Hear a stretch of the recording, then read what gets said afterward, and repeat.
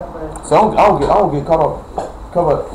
I don't kick him up. You told him to sit down, make the nigga sit down. You just told him to sit down, then you picked him up. That defeat the purpose of telling him to sit down.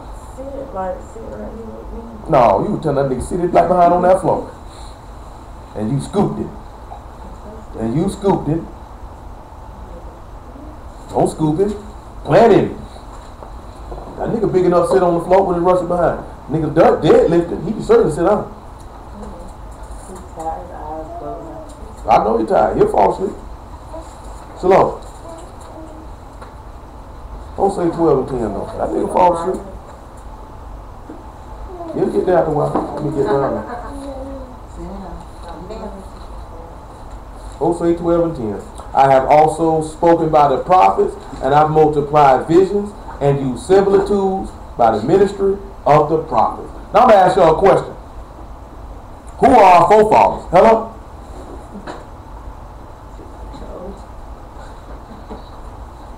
I heard you, Kip. So, where does our lineage begin before Abraham? Because if we're sitting back looking at something, we know Abraham, Isaac, and Jacob is our forefathers, right? So let's look at something. Let's look at Genesis chapter 2. Excuse me. Genesis 2 about verse 7.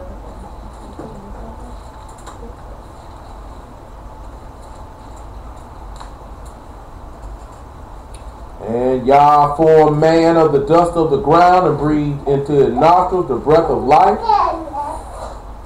and man became a living soul. And out of the ground made Yah to grow every tree that is planted. I'm sorry, verse 8. And Yah planted a garden eastward in Eden, and there he put the man whom he had formed. Now when we drop down to verse 19, this is where you actually see his name. Out of the ground, Yah formed every beast of the field. Hey, tighten up, boy. Suck that up.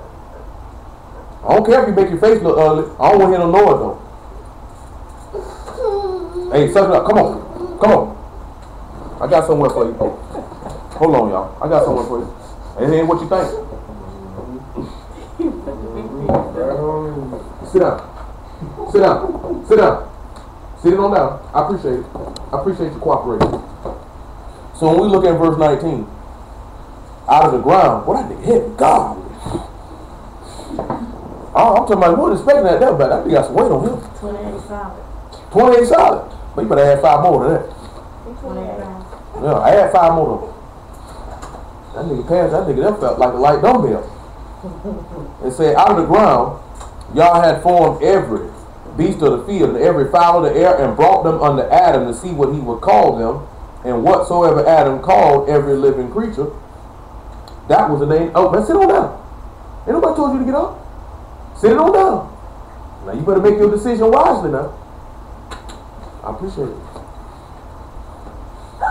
Y'all looking crazy. Let's start tightening that nigga up, man. That nigga say he thought about it. He sat down.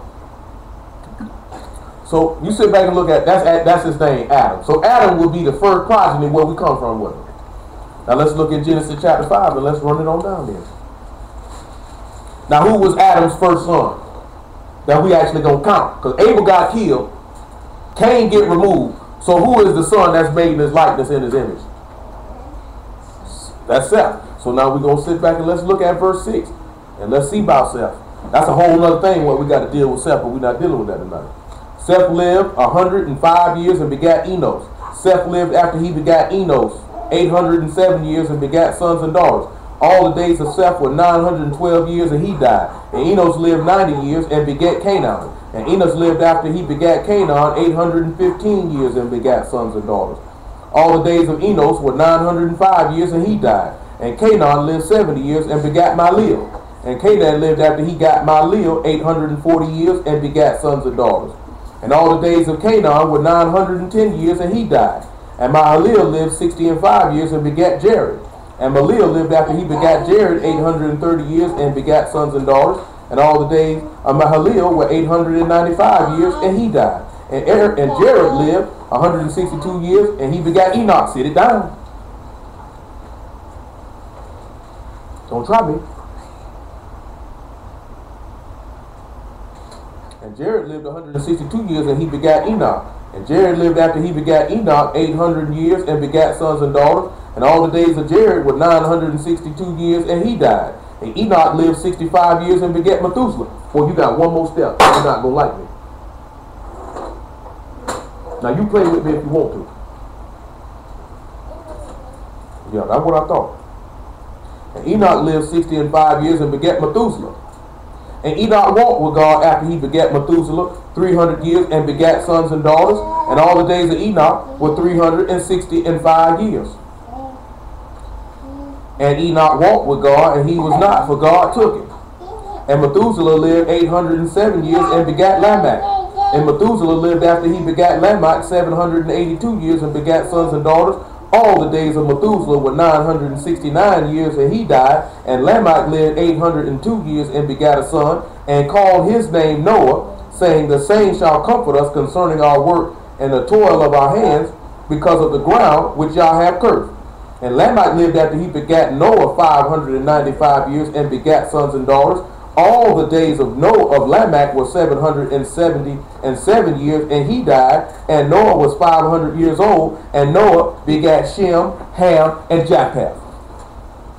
Now, which one of y'all know the last three men that you just heard? Now, this is important. Y'all thinking, man, why we read all that? You supposed to know that this the people we come from. You got to understand something. He just said, we didn't read verse 4.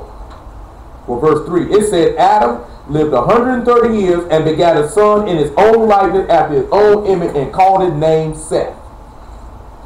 From Seth, all the men you just read back, these are your forefathers and your ancestors. It's important that you know them. Huh? Y'all know that, right? Now it just got down to Noah and said Noah had 3 sons, Ham, Shem, and Japheth. Which one we come out of? We come out of Shem. Let's look at Genesis chapter 10. Verse 1. All right, come on, sir.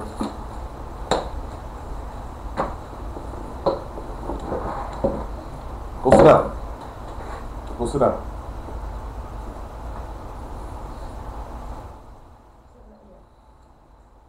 Now these are the generations of the sons of Noah, Shem, Ham, and Japheth, and unto them were sons born after the flood. We don't want to read about nobody else but verse 21. We don't want to read about Ham and Japheth. We're not concerned with them. Unto Shem also, the father of all the children of Eber. Y'all know who Eber is? Eber is one of the forefathers, a grandfather of Abraham. That's where the word Hebrew comes from. That's where we get the name Hebrew from. It comes from him. It comes from Eber. The brother of Japheth the elder, even to him were children born. The children of Shem, Elam and Ashar and Axphat and Lud and Aram. And the children of Aram, Huz and Hol and Gether and Mash. Now you seen in verse 22 it say Asher. You know what name that is? You know what country that is? That country still exists to this day. That's Assyria. You know, we actually, you know, Abraham was Assyrian. You know, a lot of people don't like to talk about that. Abraham by blood was Assyrian. We'll look at that. As a matter of fact, hold what you got. Look at Ezekiel chapter 16.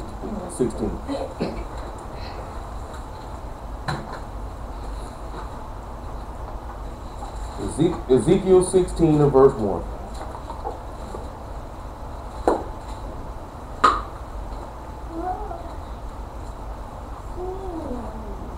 And again, the word of Yah came unto me, saying, Son of man, call Jerusalem to know her abominations. And say, Thus saith Yah unto Jerusalem, Thy birth and thy nativity is in the land of Canaan. Thy father was an Amorite, and thy mother a Hittite. An Amorite is an Assyrian. So if somebody come and tell you Abraham was an Israelite, Abraham was a Hebrew. He was a Hebrew, but he wasn't an Israelite. He was an Assyrian. You know who that is that was a Hittite? That's Sarah. That's Sarah. That's Sarah. Because that's who that's talking about. He's talking about Abraham and Sarah. That is the father and mother of our people, ain't it?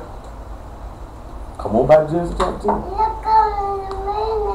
No, we ain't going nowhere in a minute.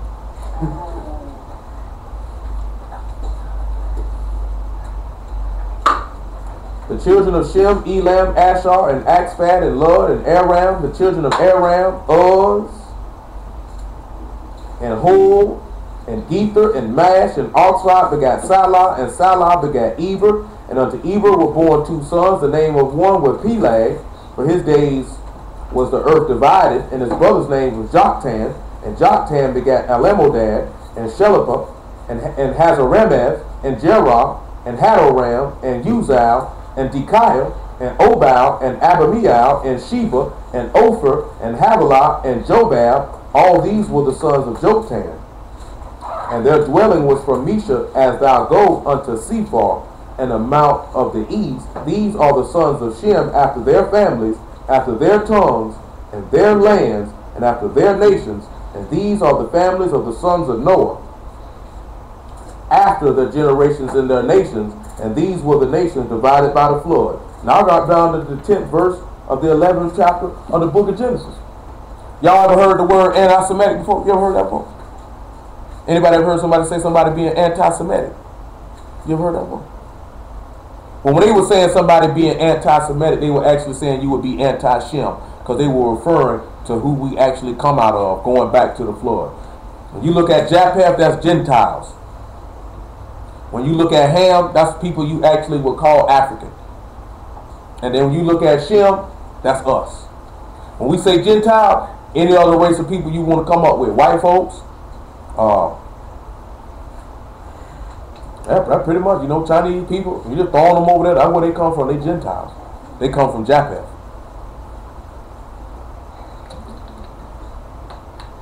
Give me 1 second. You wasn't looking at it. It's rough, ain't it? She's going to cut you when you turn your body. These are the generations of Shem. Shem was 100 years old and begat Axphat 2 years after the flood. Shem lived after he begat Axphat 500 years and begat sons and daughters. Axphat lived 530 years and begat Salah. Axphat lived after he begat Salah 403 years and begat sons and daughters. Salah lived 30 years and begat Eber. And Salah lived after he begat Eber 403 years and begat sons and daughters. Eber lived 430 years and begat Peleg. And Eber lived after he begat Peleg 430 years and begat sons and daughters. Peleg lived 30 years and begat Ruth. Peleg lived after he begat Ruth 209 years and begat sons and daughters. Ruth lived 230 years and begat Serug. And Ruth lived after he begat Serug 207 years and begat sons and daughters. Serug lived 30 years and begat Nahor. And Serug lived after he begat Nahor 200 years and begat sons and daughters. Nahor lived 9 and 20 years and begat Terah. Anybody know who Terah is? Any of y'all in here know who that is? We'll see in a minute. And Nahor and Nahor lived after he begat Terah 119 years and begat sons and daughters. And Terah lived 70 years and begat Abram, Nahor, and Haran. Now these are the generations of Terah. Terah begat Abram, Nahor, and Haran begot Lot. And Haran divided before his father Terah and the land of his nativity in the Ur of Chaldees. And Abraham and Nahor took them wives. The name of Abraham's wife was Sarah. And the name of Nahor's wife was Milcah, the daughter of Haran, the father of Milcah, the father of Echash. We read all them people names to sit back and see. That you see who Abraham got connection to? Who Abraham got connection to? Who Abraham got connection to? Huh? Who does Abraham have connection to?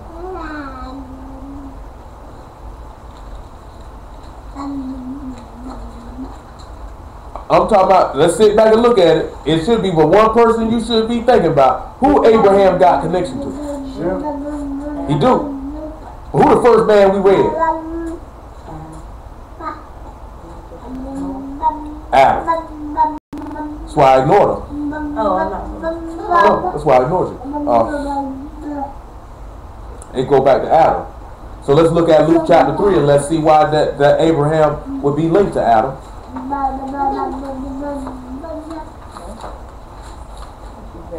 Luke chapter 3 and verse 38. So we're not going to read all the names again.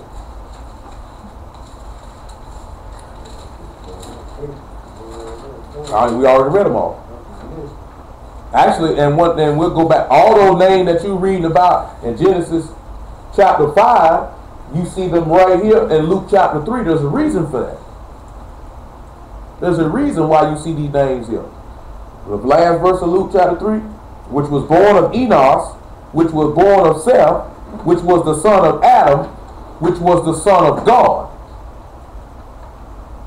Now, what did it say? And we read in verse 3 of Genesis chapter 5. What did it say about Seth?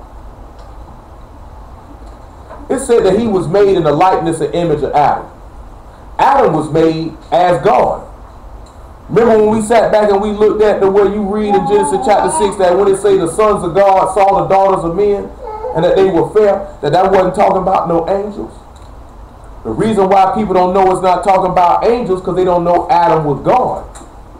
He gave him rule, authority, and dominionship as God. That's why Eve called him that. So you see Abraham has connection to God through Adam. On the natural level because Adam was made as God, and on the spiritual level because he's the son of God. So then when we look at Genesis chapter 12, when he said, in thee shall all the nations of the earth be blessed, it would make sense he would have to come through the line of God to get the blessing of God, the way we would be his children after him.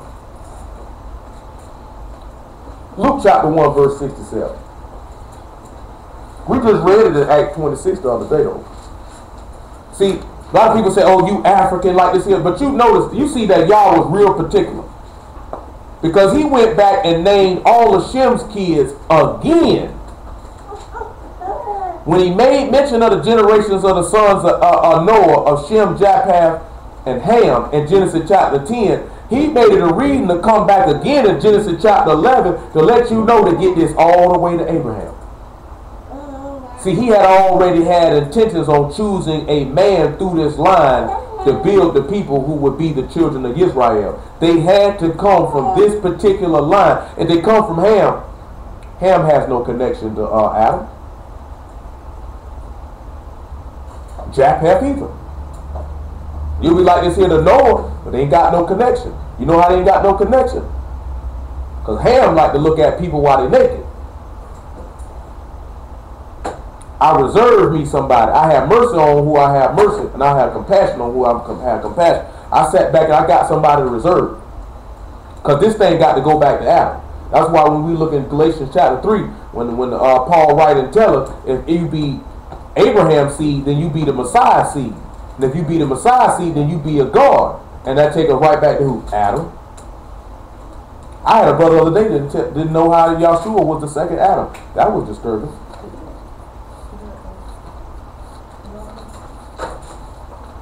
Luke 1:67. Let's just look what he said. And his father Zacharias was filled with the Ruach HaKodesh and prophesied, saying, blessed be Yah, God of Israel, for he hath visited and redeemed his people, and hath raised up a horn of salvation for us in the mouth of his servant David, as he spake by the mouth of the Kodesh prophet since the world began, that we should be saved from our enemies and from the hand of all that hate us, to perform the mercy promised to our fathers, and to remember his Kodesh covenant. Now we could go look in Genesis chapter 12, Genesis chapter 15, Genesis chapter 26, Genesis chapter 28, Genesis chapter 32, Genesis chapter 35, where this man made that covenant and made these promises with those three men. Abraham, Isaac, Jacob. See, this is a man, he's a man of his word. I say, I'll show y'all something, because it was in my mind to do this the other day. Come over here to Exodus chapter 21. I'll show you how he showed the mercy promise to our father. We'll look at about verse 5. Now we'll get straight to the point. Verse 10.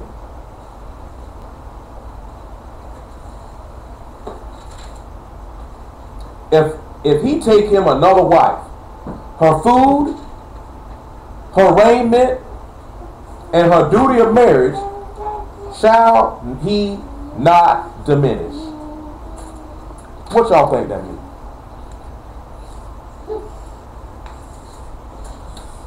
Don't answer all at once. What you think that means, bro?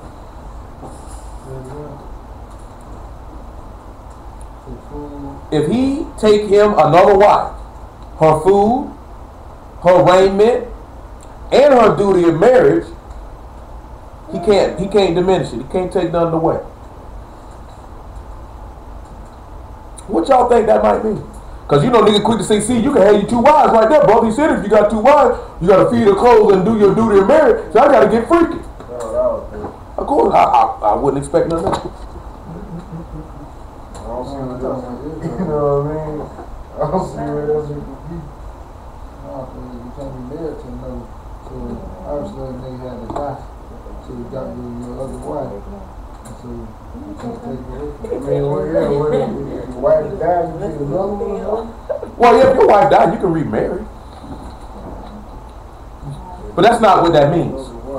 He said you can't, if a man take him another wife, can't take away from her food, can't take away from her clothes, can't take away from her duty of marriage. You know what a duty of marriage is? No, it is not. That's strictly dealing with a covenant. That's strictly dealing with things that are in a covenant and the things that have been arranged upon and agreed to in a covenant.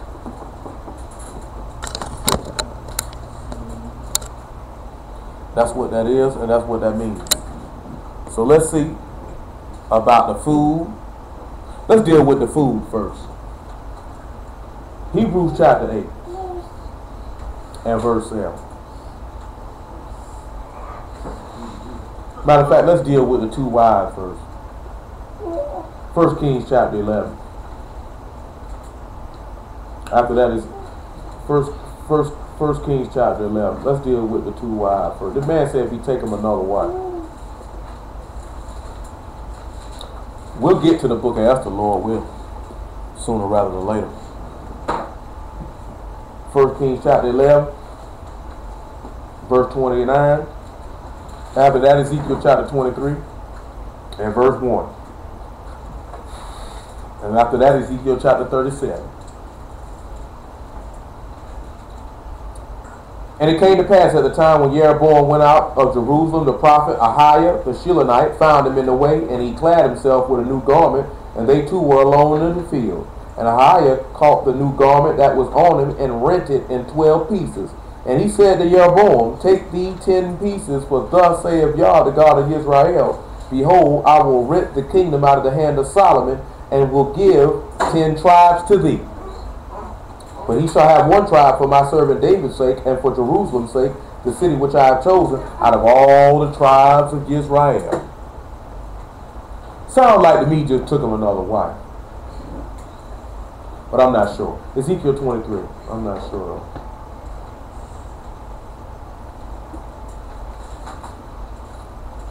Because he said that this woman, he can't diminish the duty of marriage, her food, or her clothing. Can't diminish that now. Ezekiel 23 and 1. And the word of Yah came again unto me, saying, Son of man, there were 2 women, the daughters of one mother. Well, who was their one mother then? We already looked and seen who their mama was. Who was their mama? Sarah. They committed whoredoms in Egypt. They committed whoredoms in their youth. There were their breasts pressed, and there they bruised the teats of their virginity. The names of them were Olahah the elder, and Ahalabah her sister, and they were mine. And they bare sons and daughters. Thus were their names Samaria and Ahalohah, and Jerusalem is Aholibah. And Aloha played the harlot when she was mine, and she doted on her lovers, on her Syrians, her neighbors, which were clothed with blue, captains, rulers, all of them desirable young men, horsemen riding upon horses. So he just sat back and told you he had 2 women then, didn't he? So if he had 2 women, Israel and Judah, then what is this food and clothing and duty of marriage that he can't diminish from Israel and Judah then? And I want to be able to see who can catch the ramifications of if he did diminish food, clothing, and duty of marriage from these two women, from one of these women. So what is the food that he would not diminish?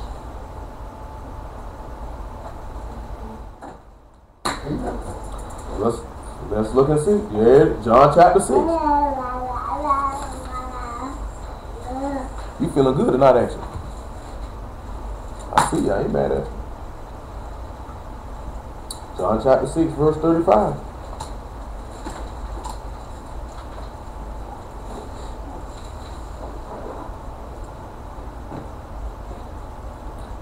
And YESHUA said unto them, I am the bread of life. He that come to me shall never hunger, and he that believe on me shall never thirst. But I said unto you that you have also seen me, and believe not.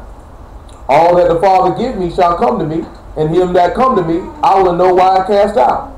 For I am come down from heaven, not to do my own will, but the will of him that sent me. And this is the Father's will which hath sent me, that all which he hath given me I should lose nothing, but shall raise it up at the last day. Verse 49. Make it 48. I am that bread of life. Your fathers did eat manna in the wilderness, and are dead. This is the bread which come down from heaven, that a man may eat thereof, and not die. I am the living bread, which come down from heaven. If any man eat of this bread, he shall live forever, and the bread that I will give is my flesh, which I give for the life of the world. So this man gave his food, or his body, to Israel. Well, let's see how he did that in Hebrews chapter 8 and verse 7.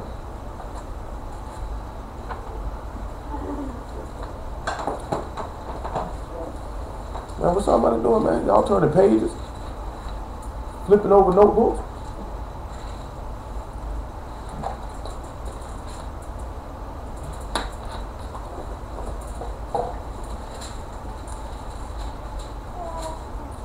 Make it verse 6. But now hath he obtained a more excellent ministry, by how much also he is the mediator of a better covenant, which was established upon better promises. For if that first covenant had been faultless, then should no place have been sought for the second. For finding fault with them, he said, Behold, the days come, saith Yah, when I'll make a new covenant with the house of Israel and the house of Judah. Not according to the covenant that I made with their fathers in the day which I took when I took them by the hand to lead them out of the land of Egypt, because they continued not in my covenant, and I regarded them not, saith Yah. For this is the covenant that I will make with the house of Israel after those days, saith Yah. I will put my laws into their mind, I will write them in their hearts, I will be to them a God, and they shall be to me a people. And they shall not teach every man his neighbor and every man his brother, saying, Know Yah. For all shall know me, from the least to the greatest. But I'll be merciful to their unrighteousness, and their sins and their iniquities will I remember no more. We didn't go read Ezekiel chapter 37. Who knows what he said in Ezekiel chapter 37 about verse 16? What's in Ezekiel chapter 37, Dwight, where nobody can use, you can have multiple wives? What did he say in there? Hold on, Gil. Hold on. You hear me, Dwight? You don't remember? In Ezekiel chapter 37, starting at about verse 16, didn't he say take the stick of Judah in one hand and the stick of Ephraim and make them one? And then he tell them they would no longer be divided into two nations anymore. So now you sit back looking at, if he had the stick of Judah and the stick of Ephraim in one hand, then we just read in Hebrews chapter 8 that he said, I'll make a covenant with the house of Israel and the house of Judah. So that means both of them would get the benefit of this man's flesh and his sacrifice in one. Then a part of this new covenant is for your sins to be remitted, right? Because they're built on better promises, right? So what's the other promise that they would partake in? Well, let's look at Acts chapter 2 and let's just see about verse 35. And maybe Acts chapter 5. And let's just see what promise that they would partake in. After that, we'll look at Romans chapter 9.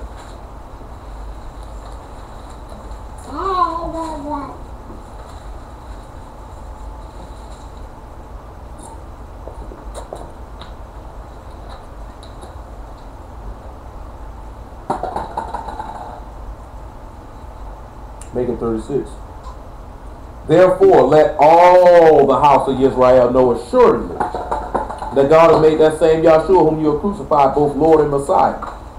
Now when they heard this, they were pricked in their heart, and said unto Peter and to the rest of the apostles, Men and brethren, what shall we do? Then Peter said unto them, Repent and be baptized, every one of you, in the name of Yeshua HaMashiach, for the remission of sin, and you shall receive the gift of the Ruach HaKodesh. For the promise is unto you and to your children, and to all that are afar off, as many as Yah God should call. So if they get the Spirit, how is the Spirit related to what we read in Exodus chapter 21? Because we see he can't diminish her food, so he had to make sure the house of Israel and the house of Judah got his body then, didn't he? Wouldn't you say? So what is the raiment then? Anybody?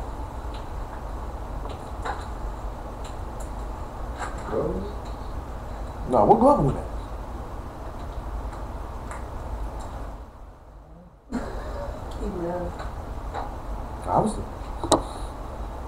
I just realized that. What you think that raiment is? It's not the circumcision of the heart. Ray just told you. It's the raiment is the Spirit. It's the Ruach HaKodesh. So who we gonna look at and remember putting on a garment to get a blessing? We're not gonna go read it. I just want to see who remembers. No, not Joshua. That's not who I'm looking for. Jacob did it. Jacob put on the garment of covering to get a blessing. So now you sit back looking at it. Did he diminish the Ruach HaKodesh from Israel and Judah? Or can the whole nation of the sons of Jacob get it? That's how it happens to you. I bet you'll stop next time.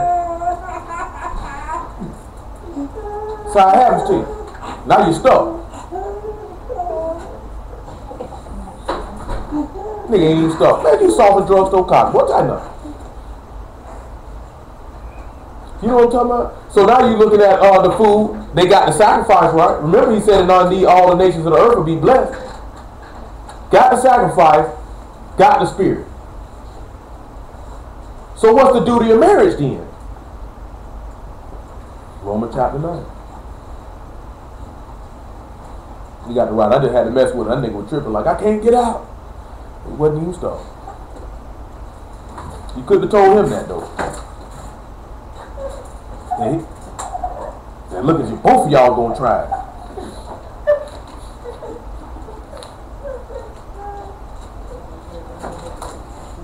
Romans chapter 9 verse 1. They found out real quick that was not made for that. But it'd be funny when Purim messed with something. They found out something that it wasn't what it thought. The looks on their face be priceless. You know I ain't lying. You probably seen it a couple times. Kingston got caught in something, and the look on their face would be priceless. Like this did not go as I thought it was. I say the truth of the Messiah, I lie not. My conscience also bearing me witness in the Ruach HaKodesh that I had great heaviness and continual sorrow in my heart. For I could wish that myself were accursed from the Messiah for my brethren, my kinsmen according to the flesh, who are Israelites, to whom pertain the adoption. So what is the adoption? What is the adoption?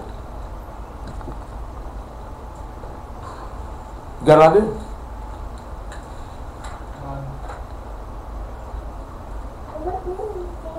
Huh? What you say to it? I mean, if you're adopting somebody, what are you doing? You taking them on, and when you adopt somebody, ain't nobody adopting no grown people. So he adopted you. Romans chapter 8. Matter of fact, it's not Romans 8. Pardon me. Galatians chapter 4. You got to remember now. What is self? That's why I was asking you. It should have came in. What is self?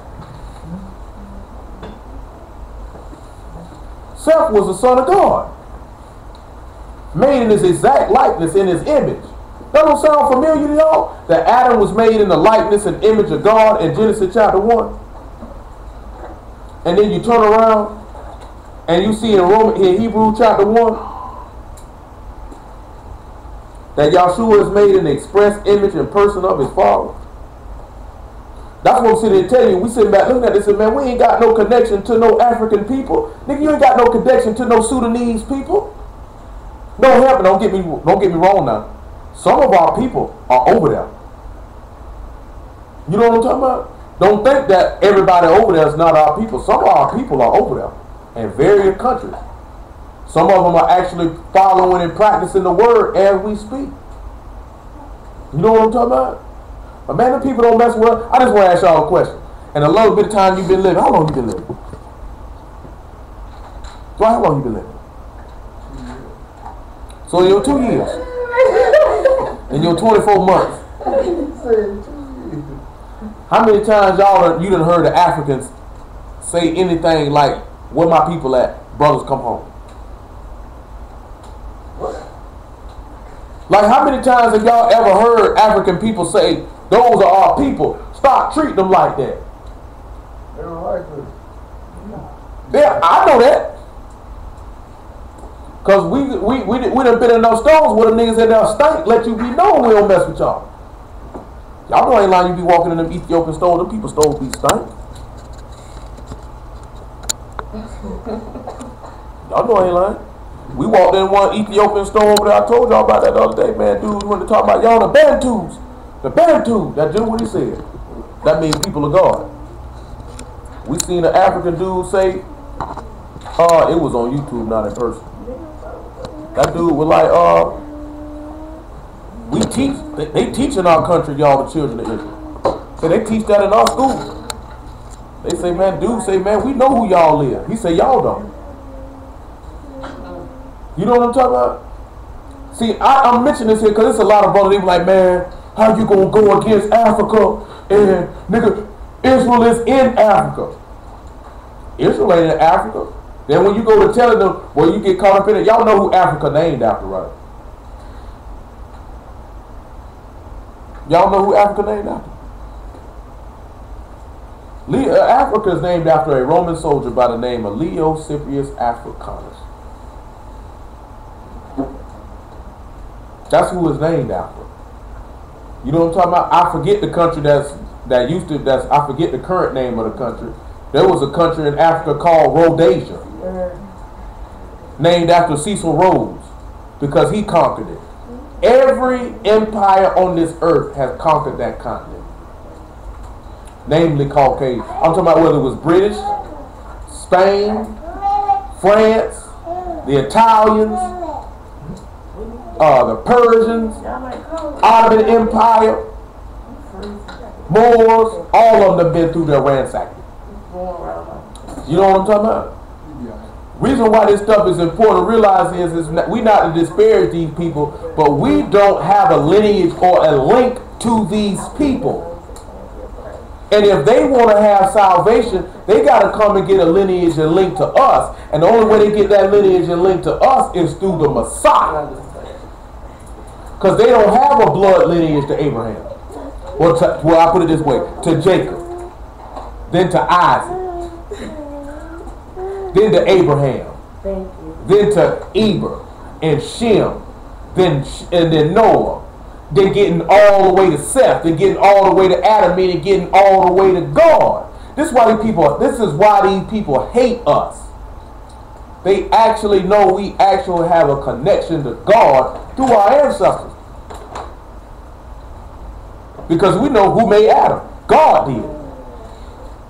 And Yah made Adam as God. And then Adam had a son named Seth who was in my image and likeness, which means he was a son of God. And then he begat all these men to get us all the way to Abraham, who he made a promise with.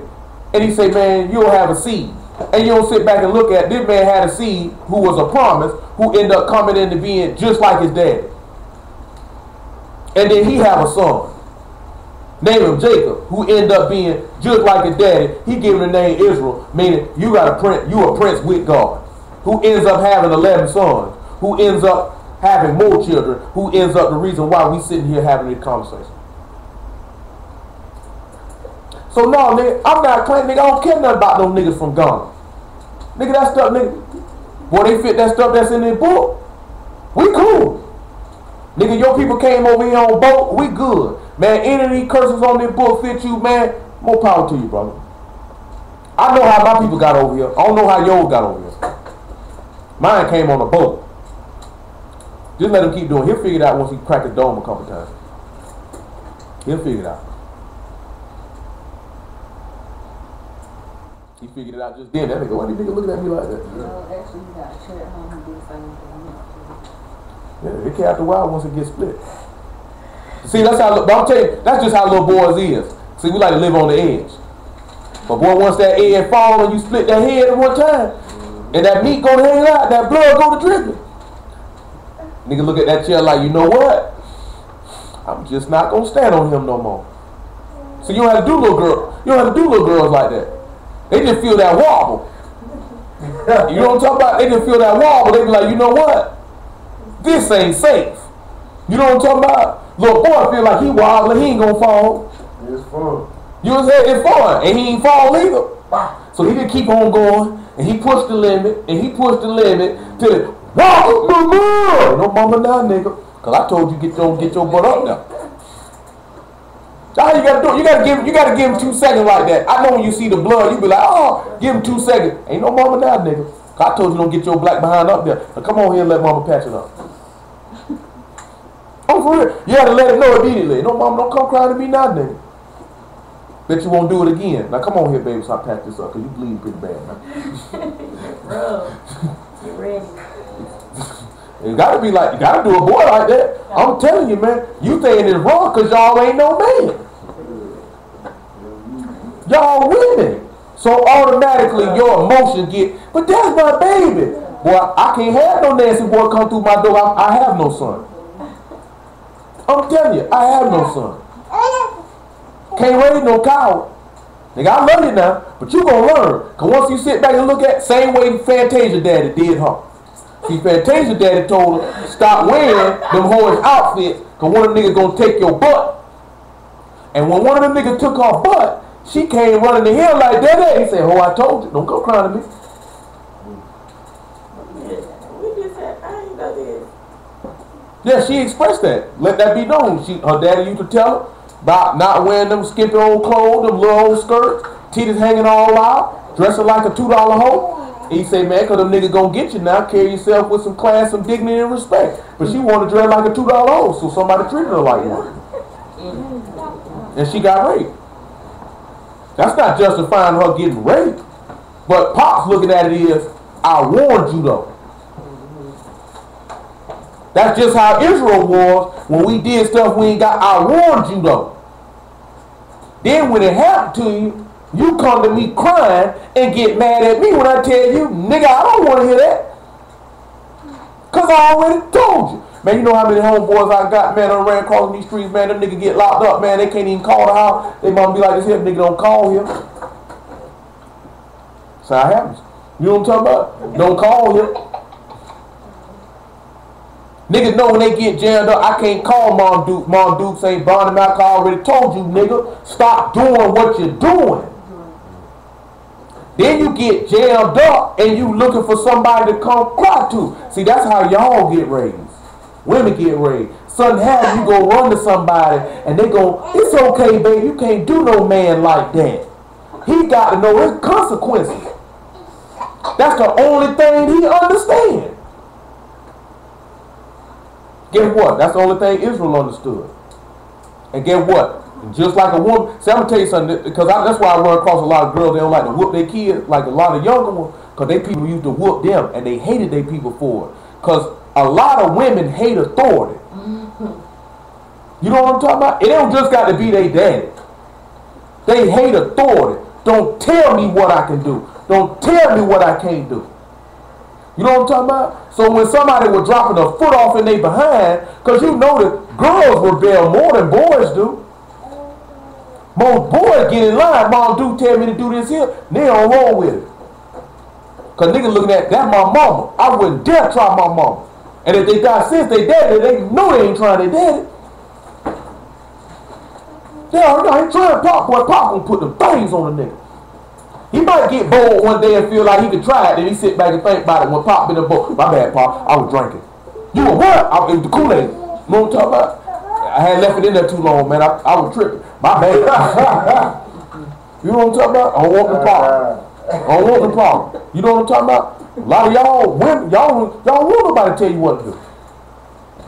That's why that's why y'all always talking. I'm telling you, boy. I know some of the stuff y'all done told y'all.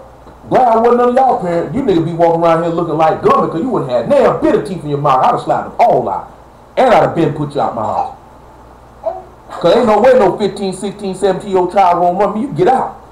And I wouldn't care, nigga. Hey, you gotta do something. You got a vagina between your legs. Better do something, get you some money. You can't stay here. Better get the horn. Yikes. So we'll look you dead in your face. Because if you're talking to me like I'm grown in my house, and you sizing me in my house, you better get that booty clap and go get you some money, home. Straight up. I'm just tell you that. Better do something. Because I'm being honest before we read the Galatians chapter 4. Because see, y'all, I'm dead serious. Because if you acting stupid in my house and try me like that, that's what hoes do. You know what I'm talking about? That's what hoes do.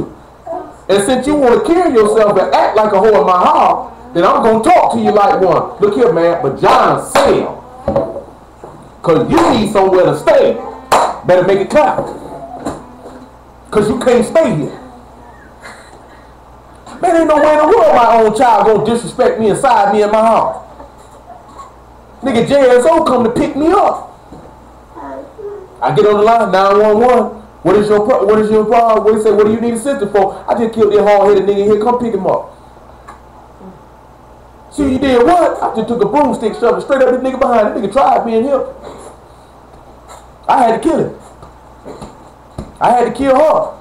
You beat your child to death, so did beat that nigga to death. How old was about 15, 16 years old? Why you did it? Nigga ran their mouth too much. Ain't no way in the world. Man, you sit back and think about that. Because this is what Israel did to the Most High God. I feed you. I clothe you. I gave you somewhere to stay. You don't do nothing I say. You disrespect me on every chance you get. You complain about everything that I do. You always run your mouth. I got somewhere for you. I got somewhere for you. You know what I'm talking about? I got somewhere for you. I'm telling you, I ain't going for it. There's no way in the world I'm going to be in my house scared of my own children. There's no way I'm going to be in my house and my children going to disrespect me in my house. Obviously, you old enough to make some money. I don't know what you doing. I don't know if you're bobbing for apple, you're tooting and booting. I don't know if you're stripping. You got to go. I don't know if you selling drugs. I don't know if you robbing. I don't know what you doing. But you can't stay here. You know what I'm talking about, man? I ain't never disrespected my mom. I could have been 38 hot. I ain't never disrespected my mom. Not once. I just got to sort that up. I'm talking about the thought didn't even enter in my mind. I'm just finna get loose out the mouth. I get loose out the mouth. I know his son come with that. I know your mama. Son coming with that. See, if you feel like you can get loose out your mouth with your people, it's because you feel like ain't nothing coming with that. That's the only reason why you felt like you could do that. Because you know, Mom Dukes ain't finna do nothing. Pops ain't finna do nothing. I know someone coming with that. Broom, fist, pot, pan. I'm talking about, and it's gonna come when you least expect it. Boom! Nigga just on the ground like this here. Oh, man. Big old knot in your head. And you got to go to school like that. Ain't gonna be there, let me stay home for a couple days till it go down. Now, you going to school like that, homeboy. I sure hope what you looking at in Paul. Galatians chapter 4, verse. I'm going to tell you now. Y'all hear me now. You going to believe me later, though. Them niggas get older. Them niggas go to trying you. And you go to wondering why them niggas trying you. Because you ain't knocked them niggas out when they were little. You ain't put that fear in their heart to where I would never disrespect my mama, my daddy, or any adult for that matter. I'm talking about if you catch your kid disrespecting another adult, you supposed to tear the nigga whole face loose. We ain't raised you. First thing you supposed to tell, we don't raise no niggas around here. You catch your daughter doing something different. Look here, I tell you, man, live here, bitch. She don't know no better. We ain't raised no hoes over here. She don't know nothing. She just a child. She might flip a skirt up like this here, rolling around playing. She a child. She don't know nothing. We ain't raised no hoes over here. Get your leg closed. Put that dress down. She just a baby, but she don't know. But it's the point of putting it in her head. I ain't no hoe. And I'm not going to carry myself with no whorish behavior. And I'll never develop a whorish mind. Because my people say I ain't no hoe. So I'm a woman of respect. You want them to have that type of mind frame. You don't want no son grow up be no nigga, be no coward, be no hoe, be no simp. You don't want him to grow up be like that. You's a man, boy. I'm talking about every time that nigga, you a man, tighten up. You a man. Now at the same time, you know you got to show the little boy some love and all that there too now. I just said, nigga, tighten up, boy.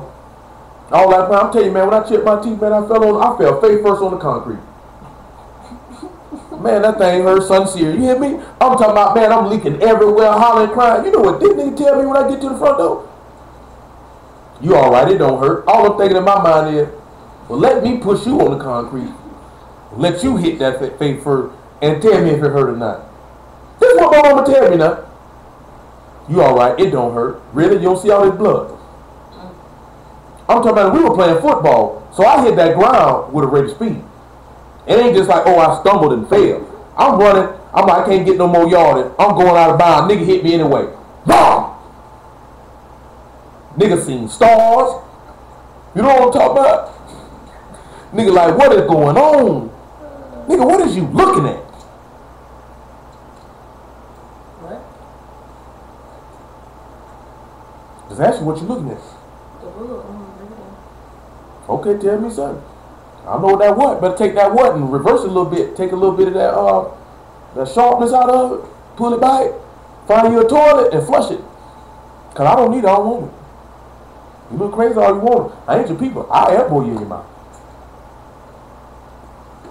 Look about verse 1 of Galatians 4. So it will. That's different. See, I hit you with that. Dust the air. Look at, and you know I take this belt off and whoop you. I did it before. I do it again. She told you about that? Ooh. Yeah, I had to put a belt on this nigga.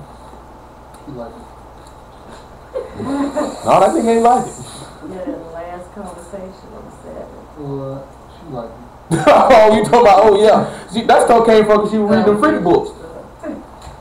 Oh, where that come from? Don't get mad at me, nigga. You just telling me too, talking about I'm giving it away. I had all 3 of them too. Like to read Zane. Well, you better thank the Lord for the word.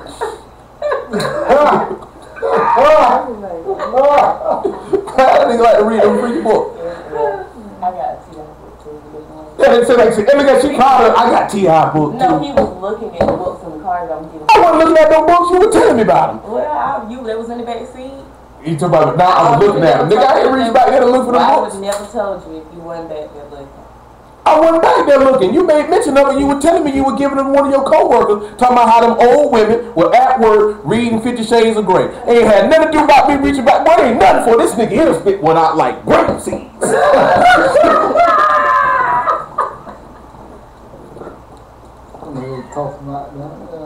Because I ain't reached back there nothing for no book. She was talking about that old white lady, I forget her name, was back there reading 50 Shades of Grey. And she was like, all the books away. yeah, no, what I'm talking about, but she was tripping on that, them older people. I'm gonna tell you something, old people freaks too. That is out. Before you can become, you got to be a young freak before you get to be an old freak. I didn't know I had them in the costume. But see, y'all go to look at that. How could a 60, 70-year-old man or woman be so freaky like that? Because they were freaky when they were 20. And they were freaky when they were, man, you got some women been around here sucking golf ball through garden hoses since the 60s. Straight up. Y'all just be shocked, man. They done made Viagra and Cialis these last 15, 20 years. Older niggas been sitting back looking at that. I done put 10, 20 years on me to do some extra freaking. That's why you got all these old man babies out here. You see these babies, boy, that nigga look old. Nigga daddy about 60 years old. That's why he look like that. Then you got these young girls out here. One nigga say tax season over with. Go ahead and do what you whole been doing, get some money. Them old dudes be ramrodding them. I know some hoes like that. Go out there and be tricking with them 50, 60, 70-year-old black and white dude, and they be paying too. You be seeing some of these girls got that old expensive weed, got all that Gucci, come from sleeping with them old men. So y'all don't know that. See, they don't do that where y'all from. I'm talking about tricking is dead serious. And this is, well, there's a lot of trick, man. I know a girl told me she started tricking because she seen her homegirls had no Nokia phone back in the early 2000s. And she was like this here, selling your monkey for a cell phone. Because all your friends got one, you want one too. Selling your monkey for some Gucci shoes. Kids around here looking like they are like one of them, what you see, they're talking about 10 cents a day. Your kid looking like this here, you bad at death sleeping on an air mattress. You stinking home. Y'all don't know, boy. It's some sluts in this city here, boy. That's why there's a lot of AIDS around here. We don't even want to talk about that abortion. Because, boy, these black women been killing more babies than white people can even imagine. They can say, your vagina a graveyard. I'm telling you, man. When some serious run across a woman talking about, I done had 5, 6 of them. They say it with pride. Don't even be ashamed. Your vagina is a graveyard. You know what I'm talking about? We don't be sitting back looking at this stuff. You know if these hoes was more responsible and they ain't did all this here, man. I'm telling you, the got women feel like, man, I can just go give it up out both pants legs. And then when it's time, I go kill the baby. That's going to put a cramp in my style. You dirty slut. That's why them hoes end up being shaped like avocados like we were talking about the other day. Last night.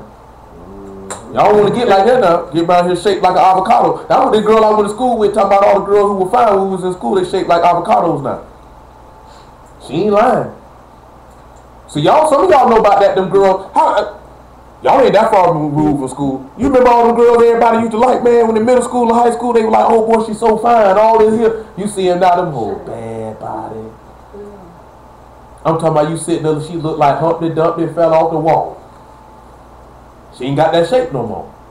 Now what you got? I know that's what the Lord do to a lot of women when they look like they body, that's all they had. Take it from them. Now what you got? Now what you got? You can't back away from the table. All you want to do is eat and sit down. I'm telling you, man, older you get, I'm telling you. But back away from the table. And I ain't talking about just for your shape. Well, that diabetes ain't no joke. That heart disease ain't no joke. You know what I'm saying? Then my homeboy, he got Crohn's disease. He ain't got nothing. It wasn't nothing he could do about that. But mess around, have a bad diet, and you can mess around and develop it. See, I'm telling you, man. You gotta be careful with that type of stuff. Galatians 4:1 though.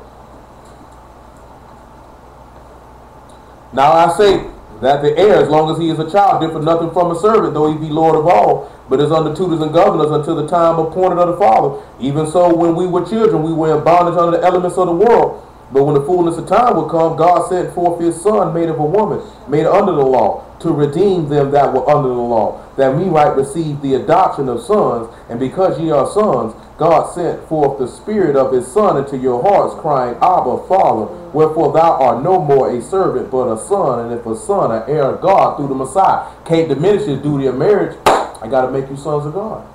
That's in the covenant. That's what I agreed to. When he made that covenant with Israel, he told them, I'll do this, I'll do this, I'll do this, I'll do this, I'll do that. That's what he said in the wilderness, right?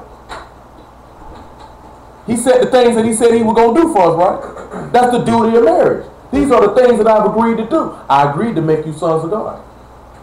Come on back to Romans chapter 9. So I can't diminish that. And if he agreed to make us sons of God, that's taking us right back to Adam, which means that's going to take us back to the second Adam, which is going to be the same exact lineage of the first Adam. Because what we read in Luke chapter 3 was the genealogy of YESHUA. Right.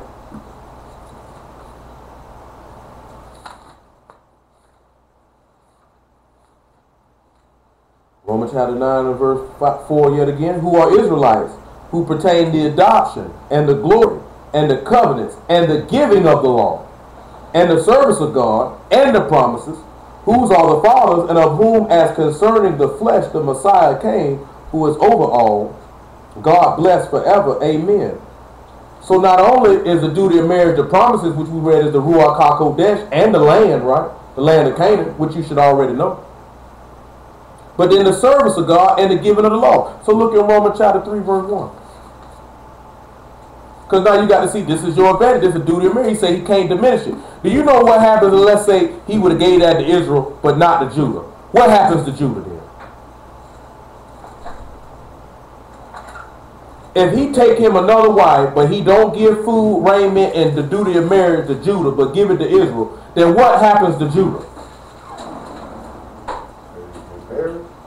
They perish. They're done. That's why that law's in there. He said you can't diminish it. We just read, YESHUA took him another wife, didn't he? He split them. I got Israel, I got Judah. If I give Israel my flesh to eat, my spirit to be covered with, and perform all the things written in his word, but don't do it to Judah, Judah's done. But if I do it to Judah and don't do it to Israel, then Israel's done. But if I do it to both, they all say. Y'all see why that's in there? You understand why that's in there? You see how important why that's in there? Because if that's not in there, 10 tribes are done.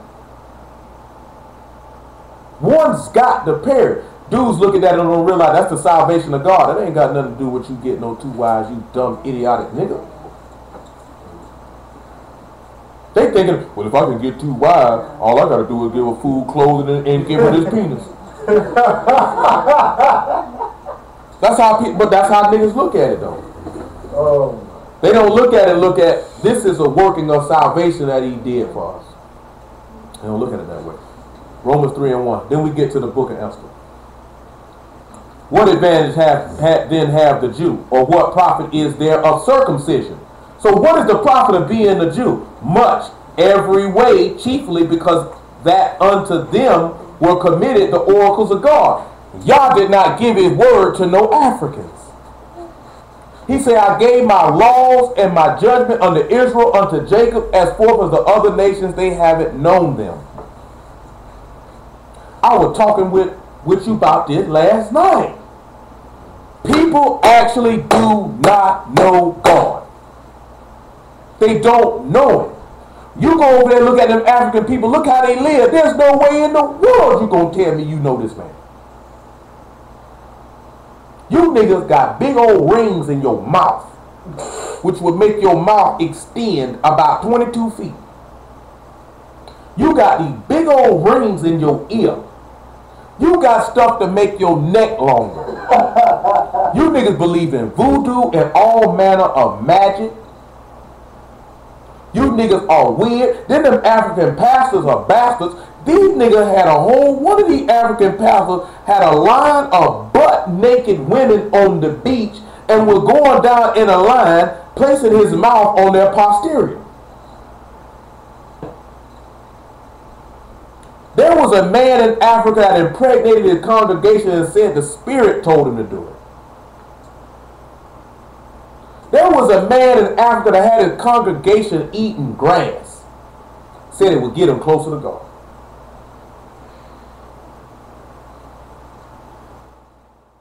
You know what I'm talking about?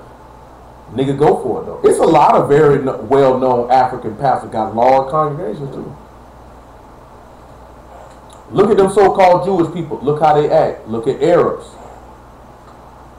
Look at Japanese people. They actually don't know this man. Even of all people who profess and claim, we were talking about this last night. How many of y'all, when y'all were coming up, somebody told you God worked in mysterious ways? Nowhere in the book. How many people told you? How many people told you you can sin, but God still loves you? Nowhere in the book. You know what I'm talking about? How many people told you, just pray about it, God hear you? Nowhere in the book. People don't know what the man stands for. These people got mad at some dude because he wrote in the book that he didn't agree with homosexuality. So he lost his job. Some nigga in Atlanta. You know what I'm talking about? They got mad at Ben Carson, some black dude. I read one of his books when I was locked up some years back, man. It was about his story, about how he ended up being a surgeon. They mad at him because he said homosexuality is a choice. Look at people in prison. They were like, most people in prison are raped. That's what a nigga who would say who ain't never been in there. Most of them niggas giving that boot up. Most of them ain't being raped. But it's the fight, dog. But if they knew all these same people who claim they Christians though and know God, but yet they things that they hate. All these people claim they know God, but you keep Christmas. Nowhere in the book. All these people got some God-forsaken show coming on. I think it's NBC about Easter. Y'all wait and see, because niggas gonna start complaining about it in a minute. I just seen a commercial the other day. Niggas gonna start complaining about it soon. And you know they finna get ready to run the 10 Commandments. Why they run the 10 Commandments during Easter, I don't even know. Even though I know it's dealing with, they don't even really deal with the Passover at all during that time in that movie. I ain't never sat and watched it. It's really, I think, they set up with them crossing the Red Sea and in their time in the wilderness when he's supposed to be giving Charlton Heston the word. Because I'm not even going to sit and say that more. I'm going to say who that is. That's Charlton Heston. He good and dead waiting to go to him.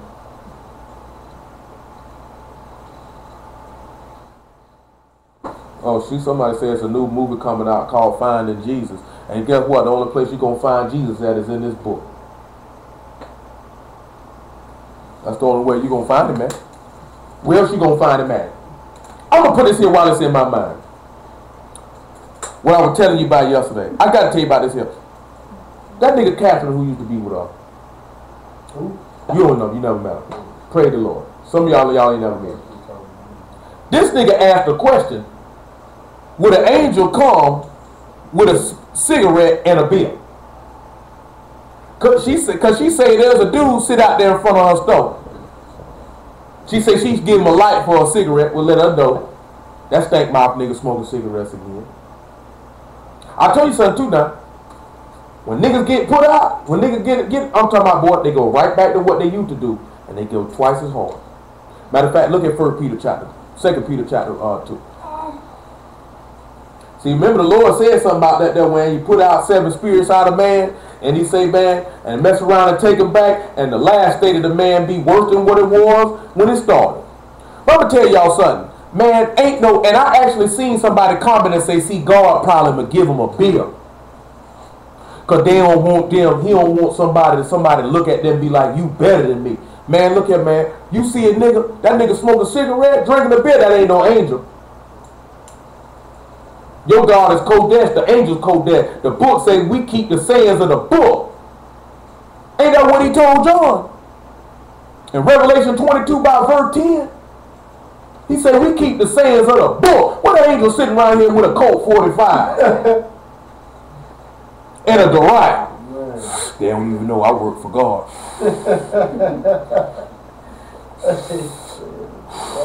Boy, that's some good menthol right there, boy.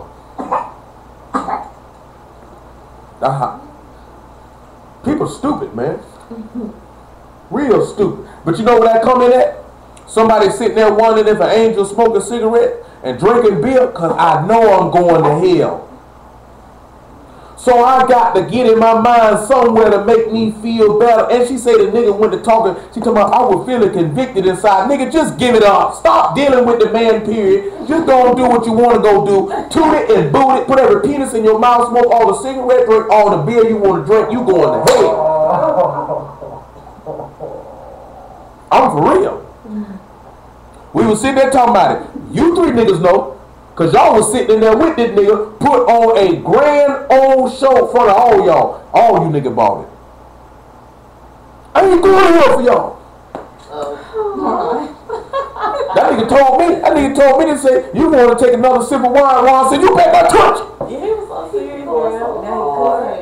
Guess what? Nigga drinking hard liquor.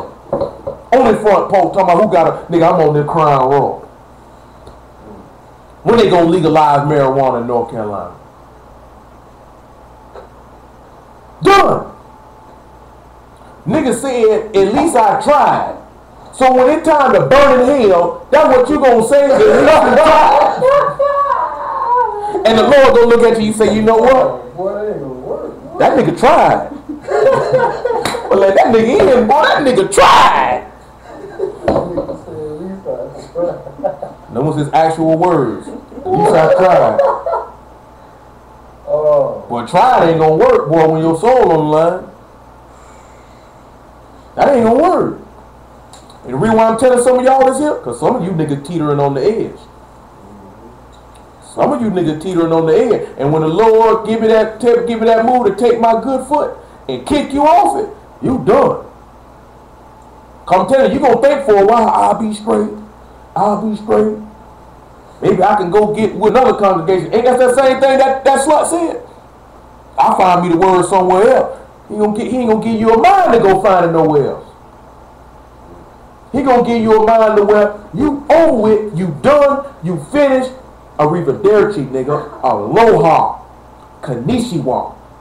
It's over. Straight up. It's over. I'm telling you now.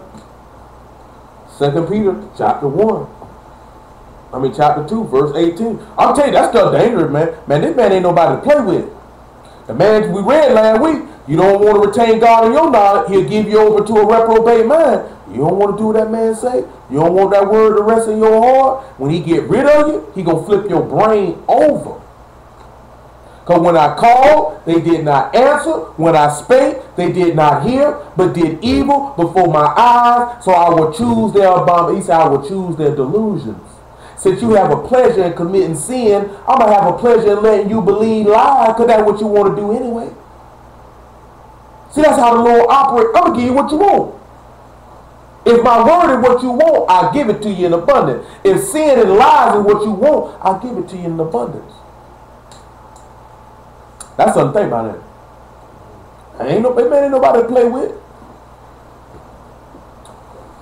For when they speak great swelling words of vanity, they allure through the lust of the flesh, through much wantonness. Those that were clean escape from them who live in error.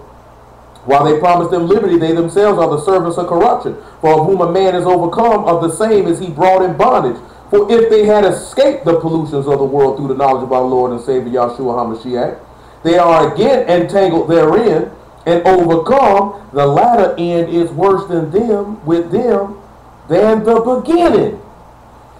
You're going to be worse than what you were before you started. I sat there and watched that. See, you know what I'm saying? See, the reason why it clicked in my mind, because, you know what I'm talking about? Because I don't delete a nigga. I don't unfriend a nigga or nothing. I'm going to let you do it. You know what I'm talking about? Because after a while, you going to do it.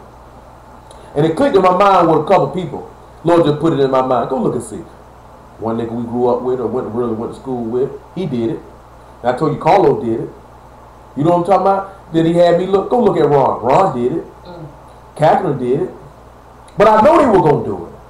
Because seeing anything I got is a reminder. And you know, lately, nigga ain't been posting a whole bunch of stuff about no word, but just seeing my name is a reminder.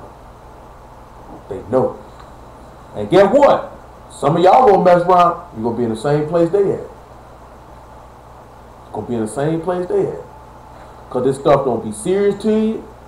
You be playing, you be skinning and grinning, and then you could be on the word part. You could sit here and hear the word and go to him. He won't even put you out. He lets you sit there and hear. And perish while hearing it. Because you were playing the whole time. Because your heart's not right. He said, for it had been better for them not to have known the way of righteousness, than after they have known it, to turn from the Kodesh commandment delivered unto them. But it has happened unto them according to the true proverb. The dog is turned to his own vomit again, and the sow that was washed to her wallowing in the mouth. So you got cleaned up to get dirty again. He said it was better for you not to even have known it. Because you know what that means when you knew it? Ain't no more sacrifice for sin. At least if you didn't know there would be a sacrifice for sin. And that's what the writer of Hebrews told us. If we sin willfully after knowledge of the truth, there remain no more sacrifice for sin. Just a fearful look of the fiery indignation. He said, what sort of punishment suppose ye? He be worthy that trod under the foot of the Son of God and counted the blood of the covenant which he was sanctified an unkodesh thing. See, when you didn't actually know it, there remained a chance for you to be saved. But when you know it and you heard it and you go do what you want to do anyway, you done. Them niggas can think whatever they want to think in their mind, boy. God like this here thing. I'll tell you, man, the Lord sit back on the throne. We know that from Proverbs chapter 1. Look at a nigga, laugh at him. Man, I'm telling you right now, what a nigga get hit by a bus, I laugh about it. Y'all be like, boy, that nigga cold. Proverbs chapter 1, I'll show you why I laugh about it. I'm talking about nigga come up, yeah, man, you remember bro, you used to be with her? Yeah. Man, that nigga got ran over by a bus. I'm laughing. Nigga say, yeah, man, bro got kicked out of his house. I'm going to laugh. Proverbs 1 and 24. I'm going to show you why. 23. I'm going to show you why I'm going to laugh now. Turn ye at my reproof. Behold, I will pour out my spirit unto you. I will make my words known unto you. Because I have called and ye refused, I stretched out my hand and no man regarded. Because ye have set at naught all my counsel and would none of my reproof, I also will laugh at your calamity. I will mock when your fear comes. That's why I'm going to do it. Esther. Book of Esther. Chapter 9. So now you sit back and you're hard-headed and you stubborn and you want to do what you want to do. And when something happens to you, I'm laughing at you. Would I be wrong? I didn't want to make sure. Some of y'all on here, y'all think that pretty cold. They think that mean, ain't it? They say, you going to laugh at him? Sure live. Right in your face, too. Some of y'all remember that day. Pretty much everybody except for Mom was in there, and Langston was in there that day when that woman came and told her what she did by marrying that man, and that nigga thought she was going to get some sympathy. I went slap off. You stupid idiot. You ingrate. What's wrong with you? I'm telling you, you nigga go do something stupid, especially if you had been explicitly instructed not to do it, and go do it anyway and it blow up in your face and think you going to get some sympathy from me. You wait on it. You wait on it. It ain't coming. I don't feel sorry for you. I ain't going to feel sorry for you. I ain't going to shed no tear for you. I'll look in your face and tell you how stupid you was. Verse 16 of the 9th chapter of the book of Esther, so you can see why we're doing it. Making it 13. So y'all can see why we're doing what we're doing this evening. Then said Esther, if it please the king, let it be granted to the Jews which are in Shushan, the palace, and the 10 sons, Shushan, to the tomorrow, also according unto this decree, unto this day's decree, and let Haman 10 sons be hanged upon the gallows. And the king commanded it so to be done, and the decree was given at Shushan, and they hanged Haman's 10 sons. For the Jews that were in Shushan gathered themselves together on the 14th day also of the month of Adar, and slew 300 men at Shushan, but on the prey they laid not their hand. But the other Jews that were in the king's province gathered themselves together, and stood for their lives, and had rest from their enemies, and slew their foes, 70 and 5,000, but they laid not their hands on the prey. On the 13th day of the month of Adar, which is the day, and on the 14th day of the same, rested they, and made it a day of feasting and gladness. But the Jews that were at Shushan assembled together on the 13th day thereof, and on the 14th day thereof, and on the 15th day of the same, they rested, and made it a day of feasting and gladness. Therefore the Jews of the villages that dwelt in the unwalled towns made the 14th day of the month of Adar a day of gladness and feasting, a good day, and of sending portions one to another. And Mordecai wrote these things and sent letters unto all the Jews that were in the provinces of the king of Xerxes, both nigh and far, to establish this among them, that they should keep the 14th day of the month of Adar and the 15th day of the same year, as the days wherein the Jews rested from their enemies, and the month which was turned unto them from sorrow to joy, from mourning into a good day, that they should make them days of feasting and joy, and of sending of portions one to another, and gifts to the poor. So this is why we are acknowledging what we're acknowledging. This is why we are. So you have some Israelites, they'll be like, they don't keep Purim because it's not in Leviticus 23. All that show you is a nigga who just don't believe God's word. Because these people agree to this, right? They say we're going to do this every year. Now it's in the scriptures. Yeshua called anything in the scriptures law. Who would put it in Mordecai's heart for them to do this? This is what a point of the reason why we gather things up to give to the poor. You can give gifts to each other, but we really usually don't do that. I don't care if you niggas choose to want to give each other any gifts. You know what I'm talking about? But why would you give each other gifts when there's people that ain't got nothing? And you got stuff you just sitting on that you don't even use. You know what I'm talking about? But as if you didn't know, Langston, that's what these people get the customer giving gifts for on Christmas. That's where they get it from. They ain't had nothing to do with the Lord. They got it from right here. You know what I'm talking about? They got it from right here. People do stuff, don't even know where it comes from. Swing over here to chapter 4. Matter of fact, I might want 3. You ain't supposed to celebrate Christmas, right? No, oh God. Make it chapter 2. Oh God, no, I'm talking about but the customer gift giving. Oh, well that's how they charge it. That's where they get it. What you just heard in the pyramid said they gave gifts to you, that's where they get it from. And that was Esther what? Chapter 9. Verse 22. Let's look at Esther chapter 2 and verse 1.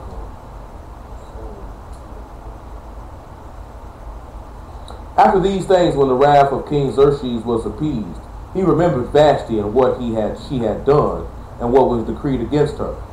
Then said the king's servants that ministered unto him, let them be fair young virgins sought for the king. And let the king appoint officers in all the provinces of his kingdom, that they may gather together all the fair young virgins of the Shushan the palace to the house of the women, unto the custody of Hes, the king's chamberlain, keeper of women, and let their things for purification be given them. And let the maiden which pleased the king be queen instead of Vashti. And the thing pleased the king, and he did so. Anybody know what happened with Queen Vashti? Anybody on here know what happened with Queen Vashti? I do. What happened? She got put away because she didn't listen to what the king said. Absolutely. Absolutely. Queen Vashti was called for and she didn't come. Ain't that funny what we just sat back and read in Proverbs chapter 1 where he say, when you refuse, I call and you refuse. You know what I'm talking about? See, that's to sit back and just show you something. That's why the Lord said, many are called, few are chosen. See, this man not going to be sitting here and begging you. See, that's one thing the Lord is not going to do. He's not going to beg you. He'll plead with you, but he ain't going to beg you. See, there's a difference between pleading and begging. You know what I'm talking about? See, when you get down to begging, that's total lack of respect for yourself. I know me, I ain't begging nan nigga on this earth for nothing. You know what I'm talking about? Straight up. I ain't begging a nigga for nothing.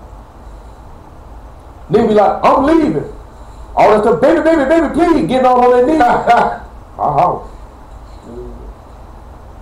Y'all know what Martin used to do. Cheetah! He go crazy. No, we can have a discussion. I'm not finna beg you though. That's just not in my personality. I'm not finna do it.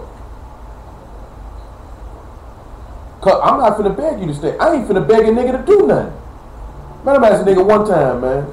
No. I ain't asking you again.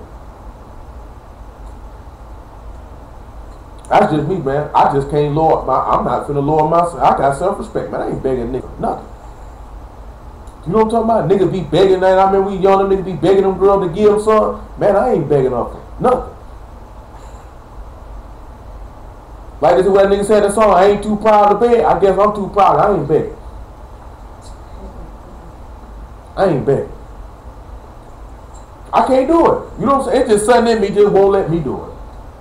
I ain't finna beg this nigga. Screw that nigga then. You know what I'm talking about? Straight up, man. I ain't begging a nigga. I'm talking about, well, I ain't the type of person to ask a nigga for nothing anyway. You know what I'm saying? Nigga, I could be dead, really need that. I ain't gonna say nothing. I just deal with it. I get through it one way or another. You know what I'm talking about? That's just me, man. If I ask a nigga for something, that means I really needed that. And I ain't had no, well, I hate to ask a nigga for something. Man, I might want to ask a nigga for something. It might take me 2-3 hours cycling in my mind to go ahead and do it. Not because I don't want a nigga to be holding that over my head or nothing. I just ain't type of nigga. I know people got stuff going on. You know what I'm saying? I know niggas got their own problems. Niggas got their own issues. You know what I'm saying? So that's why I always been out of the same asking niggas for nothing. You know what I'm talking about? I certainly ain't begging. I definitely ain't begging nobody to stay neither. Nigga like, I'm leaving you. You want me to help you pay? Want me to buy your bus ticket? Plane ticket? Want me to drive you to the airport? Straight up. Because the reason why I'm like that, because if you don't want to be here, I don't want you to be here neither. I don't want you to be where you don't want to be at. You know what I'm saying?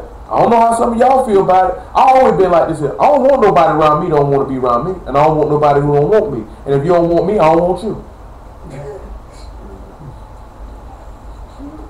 What's the point of begging somebody to stay who don't want to be there? All you make yourself do is look stupid. So what the Lord look like begging you to do something? See, we beseech you. Like beseeching ain't begging. Like look here, Romans chapter 12. We come back there. See, we beseech you to do this here. Meaning we pleading with you. Like please. But guess what? Well, you know what the Lord told the disciples, and they don't want to receive the testimony of your word, dust your feet off on them niggas as a testimony against. You be sitting around here begging no grown man to do something that's what he didn't want to do. I was telling Lacey this the other day. Yesterday, matter of fact. Niggas who know me when they see me. Because one day I seen him when I was coming from getting a haircut. And we stopped by a dude's house we grew up with. And I could look at his face and tell he was waiting on me to start preaching in the middle of the living room. You know what I'm saying? He wasn't going to say it out of his mouth, but I'm looking him in his eyes. This what he think I'm finna do. Man, I'm not finna bother you, man. If you don't ask, I ain't saying nothing. But when a nigga see you in the street, they be so apprehensive. Because they see some of the stuff a nigga be posting. They be like, man, you know, boss in that word, man. Oh, he could this nigga go, man. He probably just going to start preaching to a nigga. Why? Because when y'all deal with them Christian people, that's what the nigga did when they first they went up on you, don't they? They were so. Let me tell you about Jesus and what he done did for me. See, the Lord done delivered me, brother. See, I was out there on that weed, and I was around there chasing them hoes. I was a fornicator, brother. But the blood of Jesus helped me out. You know what I'm talking about? It helped me out. That's how they be acting, though. And when that nigga come up on you, be like, man, I'm finna roll a joint up right in that nigga face. I bet it did. I go to cussing, acting a real live fool. I bet that nigga leave. Guess it. You know how I used to run them niggas off when I was a jit? Go to talking about Islam, made him leave every time. I'm talking about no joke, that's what I used to do. I go to talk about this here, man. I say, but what about the Prophet Muhammad, though? Oh, you a Muslim? Maybe I am. But I gotta go. I will pray for you. Nigga don't even know, man, I don't care nothing about that junk, man. I just know that's your kryptonite. I know how to get you to leave. You know what I'm talking about? For real, though. But when a nigga see you, they think that that's what I'm finna do. Man, I done seen this nigga in the street plenty of time, man. I ain't say nothing to this nigga unless he asked. Unless he brought it up. If you don't bring it up, I'm like, what happened with your boy? I'm chilling. Yeah. No, I ain't seen that nigga. What you finna do? I'm finna shoot around the corner. I'm out at you, my nigga. Be easy. You know what I'm talking about? I ain't gonna be like this here. See, check this out, brother. See, Luke chapter 8, verse 14 say this. That's what they be expecting. That nigga said, what's up? I'll tell you what's up. Straight up. Hey, I'll tell you what's up. Genesis chapter 25. That's what they expect. Remember what I told some of y'all? See, that's what I told. See, some of y'all thought that I actually walk around talking about the word 24/7 too, though. Oh, man. Nigga begging to purchase something. Oh, yeah. What? This guy in front of his store today. He thought he was doing something. Pulled out his cigar, his little cognac, writing up our receipt. He said, so what about Saturday? Y'all can pay me. No, we can't do that. What's wrong with Saturday? We keep the Sabbath. He put it there. Like, you know, everybody don't know we Israel. I know, but I still got something. He knew. And guess what? And you know what that going on? I'm telling y'all. How many? When I just tell you the Lord, niggas be knowing. He was like, he had some stuff he still had to deal with. He was like, y'all continue keeping the commandments. And guess what that means? I know I'm going to hell. See, that nigga was flogging in front. See, when he thought you was a regular nigga, Yeah, I got my yay. I don't know what he thought he was doing. He did it. He thought the bottle would be a glass You know how they pull it. Nigga at work getting drunk. Right now, receipt. Nigga go to tell you, yeah, I keep the Sabbath. Pray the Lord, brother. Look, that's how Pray the Lord. Pray the Lord. And when we left, man, I'm so glad I saw y'all. It was a blessed I'm day. trying to figure out how Pray the Lord. Y'all take the Lord. I thank the Lord. Pray the Lord. God good. Now he all that here because he fronting. But guess what? Some of you niggas, but you niggas live like that though. Y'all know the word and still do what you want to do. Ain't got no business looking at this nigga because you ain't no different. Nigga, the only difference is you ain't got no cigarette and you ain't got no liquor. But you got other junk you fool with. Might as well go get your pack of Newport 100s. Nigga say don't even get no show. Go get your Cadillac. So when a nigga come up and be like, here, you can get you a show, you can give him a real show. Go ahead and get you that bottle of yak. Nigga, don't even skip with it. Get you some Hennessy X and O. Go ahead and spend some change on it. You know what I'm talking about? I ain't even drink, but I know about it. Because I hang with some island niggas. All them niggas were drunk. All of them drunk. You know what I'm talking about? All them niggas like to drink. Nigga just hang out in the valley. Everybody got liquor and beer. Nigga drinking Heineken and Guinness and any hard liquor you could think of. You know you got to be from the island drink Guinness because only Irish people in Jamaica drink that.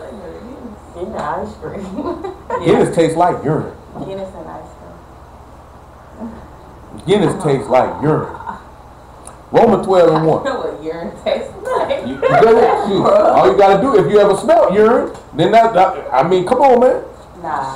Nah. The senses, your senses are tied together. If you smell, that's the same way somebody be like, boy, that tastes like doo-doo. How you know it tastes like doo-doo? Because you smelled doo-doo before. Boy, nigga done smell some doo-doo so bad you can taste it. I'm talking about walking like, oh my God. No. It's like it get in your mouth. You just gotta run. Just smell it. That's it. You know what smell get in your mouth, nigga. Smell in my throat. They just sting. I bet taste it. That's the same as tasting it if you got it in your throat. It stings. That's it. So guess what? That's how people can be able to make that analogy that something tastes like that because you have smelt it. Your sense of sight, hearing, smell, touch, they tie together. That's why if you take away one, it can knock off all the other four. Or to make you have to increase the ones that's remaining to make up for the one that you done lost. Because when you lose that sense of smell, man, that sense of smell, I'm telling you, it's serious now. Y'all know the same difference is you walk in the house, especially your greedy behind, and somebody making some type of bread or cake and you can smell it. I can taste it. Ain't bit the bread yet.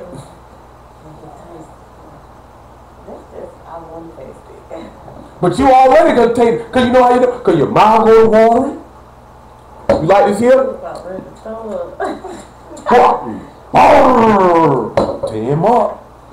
Yeah, I do be about ready to throw up. Tell you, man. Ain't nothing. It's bad when you catch a bad smell.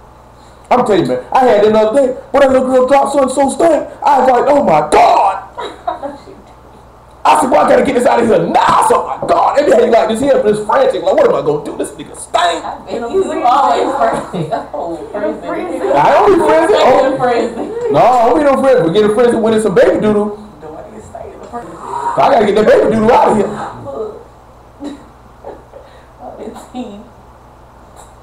I'm just telling you, I gotta get that baby doodle out of here. Nah, I'm in no frenzy. You just be getting me crunk up. You be easy, you won't see me snapping like that. You be easy. I'll get you right. What I did? I'll get you right. But I'm just telling you this here though, man. That little girl dropped grown people doodle. You know what I'm talking about? I said, my word. I'm talking about, man, niggas smelled it before they even got close to even getting anywhere near the pamper. I said, Lord, have mercy. I'm talking about, she had a load in there, too. I said, I don't know what I'm going to do with this. Romans 12 and 1, that's Leah now. Leah thinks she's going to miss something. Leah don't like to go to bed. I beseech you, therefore, brethren, by the mercies of God. See, that's what God was pleading with us to beseech us with. Is he's a merciful God. Forgive sin and iniquity to thousands of them that love him and keep the commandment. So we turn around by the same way. We're not begging you. But we pleading with you from the depths of our heart and our soul to change your life. I beseech you, therefore, brethren, by the mercies of God, that you present your bodies a living sacrifice, kodesh, acceptable unto God, which is your reasonable service, and be not conformed to this world, but be ye transformed by the renewing of your mind, that you may prove what is that good and acceptable and perfect will of God. Now, we come back to the book of Esther chapter 2. You know the reason why we read that? Because some of you niggas don't be knowing. If you profess this stuff, everybody is watching you. Now, I've been around some of y'all when you get on your jobs. And you talking about, I'm a Jew.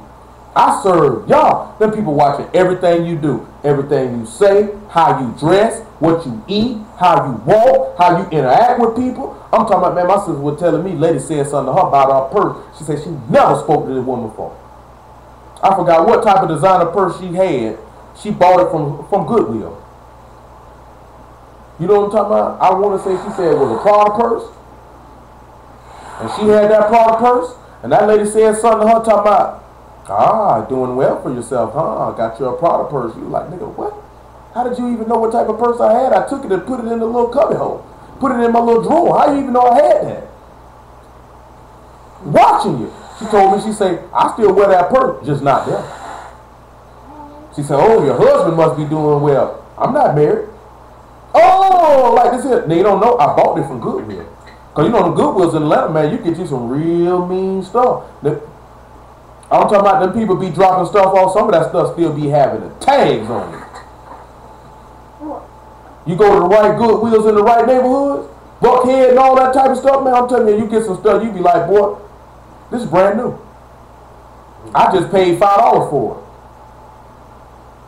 This still got, I went to one, she took me to one, it's stuff in there still got tags on it.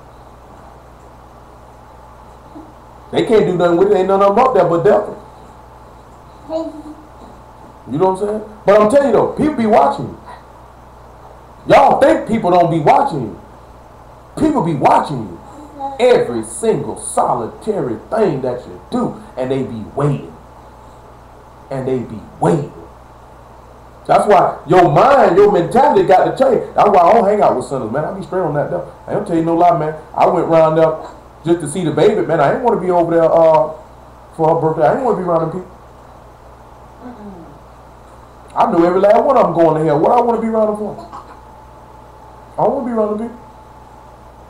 You know what I'm talking about? Not at all. I wouldn't care who it was. I know some of y'all, I ain't gonna say this here because my people close. It just wasn't that many of us. It wasn't but 5 of us. You know what I'm talking about? At the same time though, if they don't want to walk in their word, I ain't fooling with you.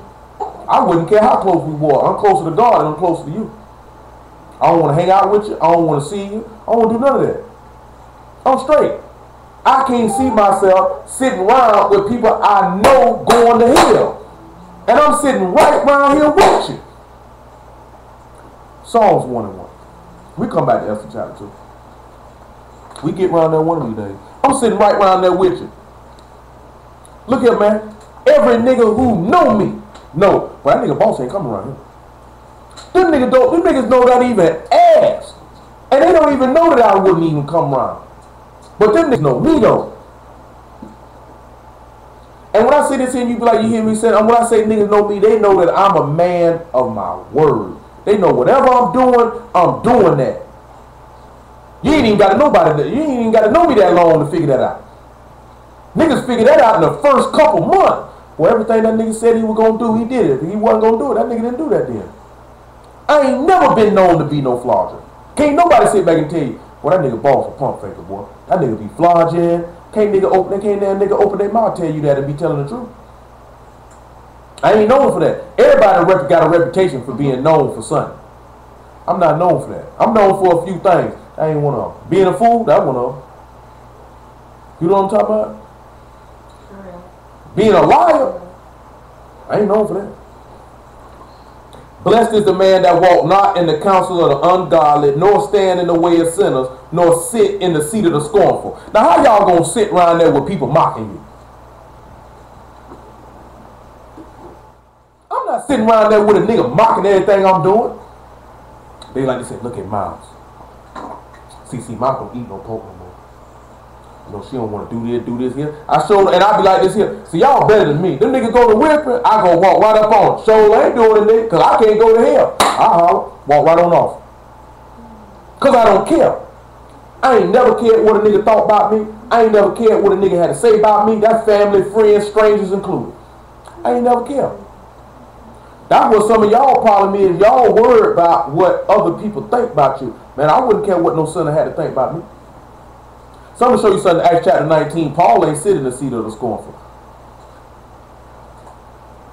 See, Paul got missing. I ain't never been like this here, man. When you get over that part of caring about what somebody think about you, man, you can live your life how you want. Man, you know something about me, man? I'm talking about when I was young, you know, you had some people, they had to tell 19, probably about verse 5. I know it'd be more prevalent than women, but men be like that too. Make it about verse 8. Somebody got to tell them how handsome they is, how fine they is, how fly their outfit wore, how fresh their shoes wore. Nigga had to tell me nothing, nigga. I know I'm fly, I'm handsome, nigga. I don't need no nigga to tell me, because I feel that way. Because if you had to be propped up by somebody else, how they view you, that means you actually don't view yourself like that. You know what I'm talking about? You got to be able to have that confidence in yourself first. You shouldn't have to have somebody come tell you you beautiful to make you feel like you are. Because in actuality, you actually going by how somebody else view you and not how you view yourself when you look in the mirror. Because a whole bunch of people could tell you beautiful, but if you don't believe it, it really don't matter. A whole bunch of people could tell you handsome, but if you don't believe it, it really don't matter. If somebody were to tell you you were smart, but you believe that you were dumb, it really don't matter. Because you don't believe it. You know what I'm talking about? You got, that nigga know. Well, I walk around like this here, nigga, like, yeah, nigga. Po nigga, $1 million attitude and smile. I got $2.15 in my pocket. You know what I'm talking about? Straight up and down, po nigga. Whole team po. All the plot know how to make $1 million. How is we gonna get paid? But boy, you couldn't like this. I was a confident dude, man. You know what I'm talking about? Had to be. If I ain't gonna be confident in myself, who else gonna be? If I don't believe in myself, who else gonna do it? Ain't no woman got to come tell me, well, you know, you look good. Nigga used to get mad. That's a fresh outfit. You know what I tell? I know that's why I bought it, nigga. Straight up. Boy, I thank the Lord, I ain't get no money. You need it. Look, that's me. Boy, I'd have been a fool with it. You know what I'm talking about? I'd have been a fool with it. Y'all know it's fresh, nigga. That's why I bought it. You don't try to be arrogant like that. Sometimes it happens. That's why I'm cool with all them niggas, because them niggas be arrogant. You know what I'm talking about? That's how they roll. Acts 19, verse 8. And he went into the synagogue and spoke boldly for the space of 3 months, and disputed and persuading the thing concerning the kingdom of God. But when divers were hard and believed not, but spake evil of that way before the multitude, he departed from them, and separated the disciples, disputing daily in the school of one of Tyrannus. And this continued by the space of 2 years, so that all they which dwelt in Asia heard the word of the Lord YESHUA, both Jews and Greeks. He didn't sit there while these people were mocking and blaspheming. Even when you sit back and look at the Lord, when the people went to talk to Greeks, that man ain't sit there and listen to that junk. Man, I ain't finna sit, man, I catch wind, I feel like a nigga mocking me, I'm finna get from around that nigga. You know what I'm talking about? How you say you blessed, you hanging with sinners. You seek advice from a sinner. So, what you think I should do, Grandma?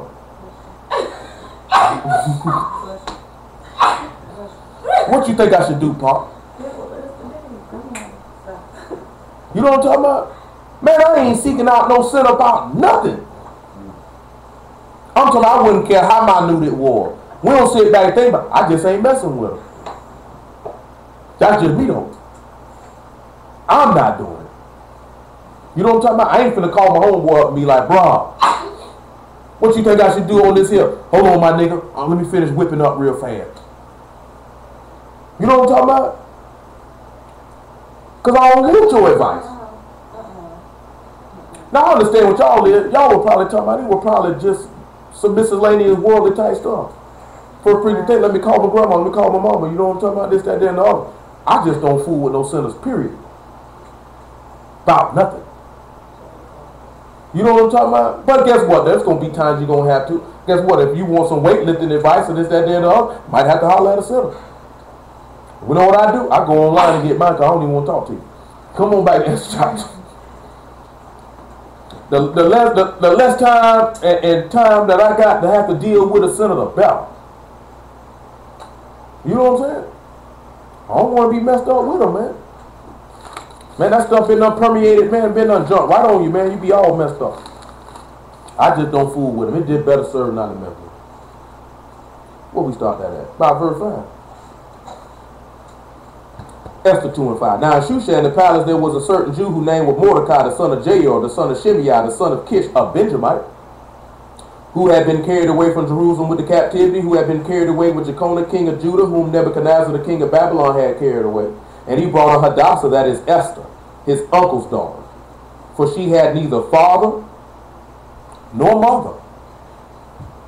And the maid was fair and beautiful, whom Mordecai, when her father and mother were dead, took for his own daughter. It's something that y'all just heard sounded real familiar. What sounded real familiar to any of y'all? No father, no mother. Why would that be important? That Esther has no mama, no daddy. Why would that be important? But then we just read about how our lineage go from Jacob all the way back to Adam. And what did Adam didn't have? And what YESHUA ain't have? Hebrews chapter 7.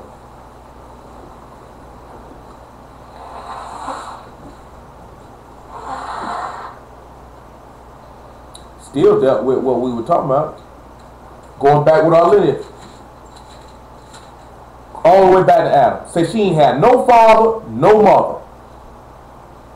Say Mordecai say, I treat you as my own daughter. Well, we look at YESHUA. No father, no mother. Y'all say, you my son. Thank the Lord. Hebrews 7 and 3. It's Hebrews 7 and 1 actually. For this Melchizedek, king of Salem, priest of the Most High God, who met Abraham returning from the slaughter of kings and blessed him, to whom also Abraham gave a tenth part of all, first being by interpretation king of righteousness, and after that also king of Salem, which is king of peace, without father, without mother, without descent, having neither beginning of days nor end of life, but made like unto the Son of God, abide a priest continually. Now you come on back to Esther chapter 2. Now we look at Hebrews 1 and 1. He said, at which time did God say to any angels, you are my son? He says, as it's written, this day thou art my son, I have begotten thee. And YESHUA was made in the likeness and image, the express image of his person. That's what Hebrews 1 and 1 tells us. Because remember now, what happened in John chapter 19? What did YESHUA do with Mary in John chapter 19? He gave her away. That's how we know Joseph. You got niggas really think Joseph put his penis in Mary and that was his dad, and that was YESHUA's dad. But we see another similitude in this book of somebody not having a father and mother. But like, yeah, she did have one. But you think, look at it again now, you think that they just mentioned that for no reason.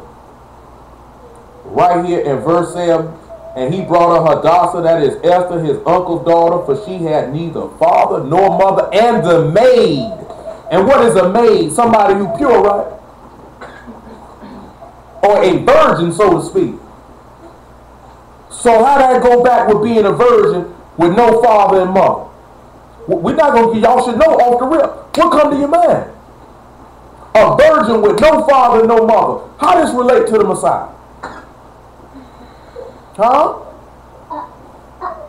The tokens of virginity. He had to show he was a maid. That's what the law said in Deuteronomy 22. Y'all remember that, right? Y'all know that, right? The Deuteronomy 22, you got to leave the blood on the napkin to prove she a maid. And then in the grave, what they had, a napkin off to the side, covered in blood.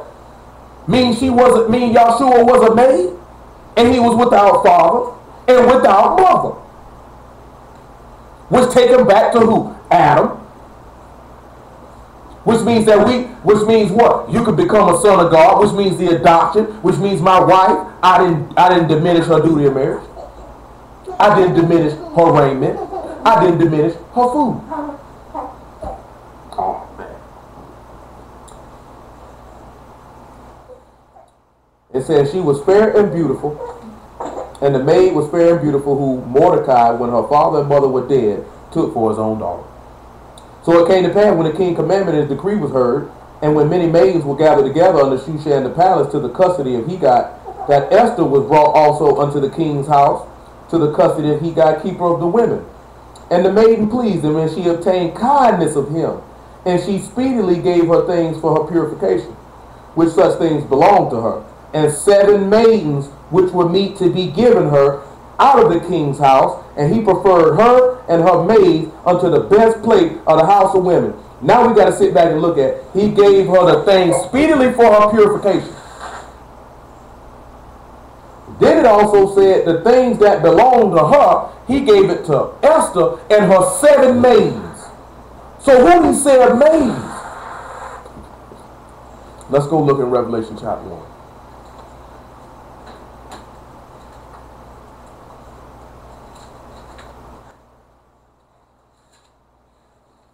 We still got a little bit of time. I know these niggas home. Praise the Lord. Praise the Lord. So we look at Revelation chapter 1. About verse 17. And when I saw him, I fell at his feet as dead. Ever see what we were talking about? I would tell y'all the other day, niggas be talking about they'll see an angel or a demon. I see Satan, I'm going to do this here. Boy, John seen the Lord, fell out. Boy, I'm dead. Oh, Lord. He said, I felt like I was dead. He ain't faint. He said, and I fell, and when I saw him, I fell at his feet as dead. And he laid his right hand upon me, saying unto me, fear not. I am the first and the last. He told him, don't fear, brother. Guess what? Them scribes go to cracking. Well, you niggas gonna fall. Y'all ain't gonna have to see him to fall at his feet. Well, you niggas gonna fall out on the floor. Oh, Lord, rolling all around. I know what I'm gonna do. I don't know what I'm gonna do. I'll be messing with them, talking about how they be pulling and grabbing, and you'll be doing just like they be doing, grasping. Yeah, that nigga kill that shoulder, don't it? Yeah, he go. He slap that. I'm gonna tell you something. I'm gonna tell you something. Make that nervous crap. I ran across and I seen that thing with y'all. I seen that actual episode of Scared Straight when it aired, like the whole episode. Wait, what are you talking about? Beyond Scared Straight. With the guy? See, I don't know what No, with the orange. Oh. But I seen that episode before. He was, but he was the funny one though. The funny one was the nigga with the pink shirt on. Oh, when he had that shirt with they busted. Oh man, they clowned that nigga the whole time. This nigga came to jail with a pink Tweety Bird shirt on. Niggas already know it, and they in Fulton County jail. Nigga ready to punch that hole there, boy. I'm finna punch the time clock. You know what I'm talking about? But Jit was like this. I seen Jit. Jit was scared. He said, ain't no blood. But guess what though? You know something that all the little boy had in common though? Their mama wasn't there. I mean, their daddy wasn't there. And I guarantee you, their mama held their hand and they babied them niggas. And then when they got older, they thought they were born. Matter of fact, thank the Lord. It's in the book of Isaiah. He said, I nourished up children and they rebelled against me. I held your hand. I did everything for you. When people rose up greater than you, I fought for you. I gave you the best of everything. Just run, wax, fat, and thick. That's why you got to knock them niggas clean up. The Lord already showed you. You could give them the best of everything. You could show them all that manner of love. You can stand up for them, get anybody come against them, and them niggas, that don't mean them niggas gonna listen. So you know what the Lord said I'm gonna do? I'm gonna take this boot, I'm gonna shine it up real nice light, I'm gonna stick it straight up your candy behind.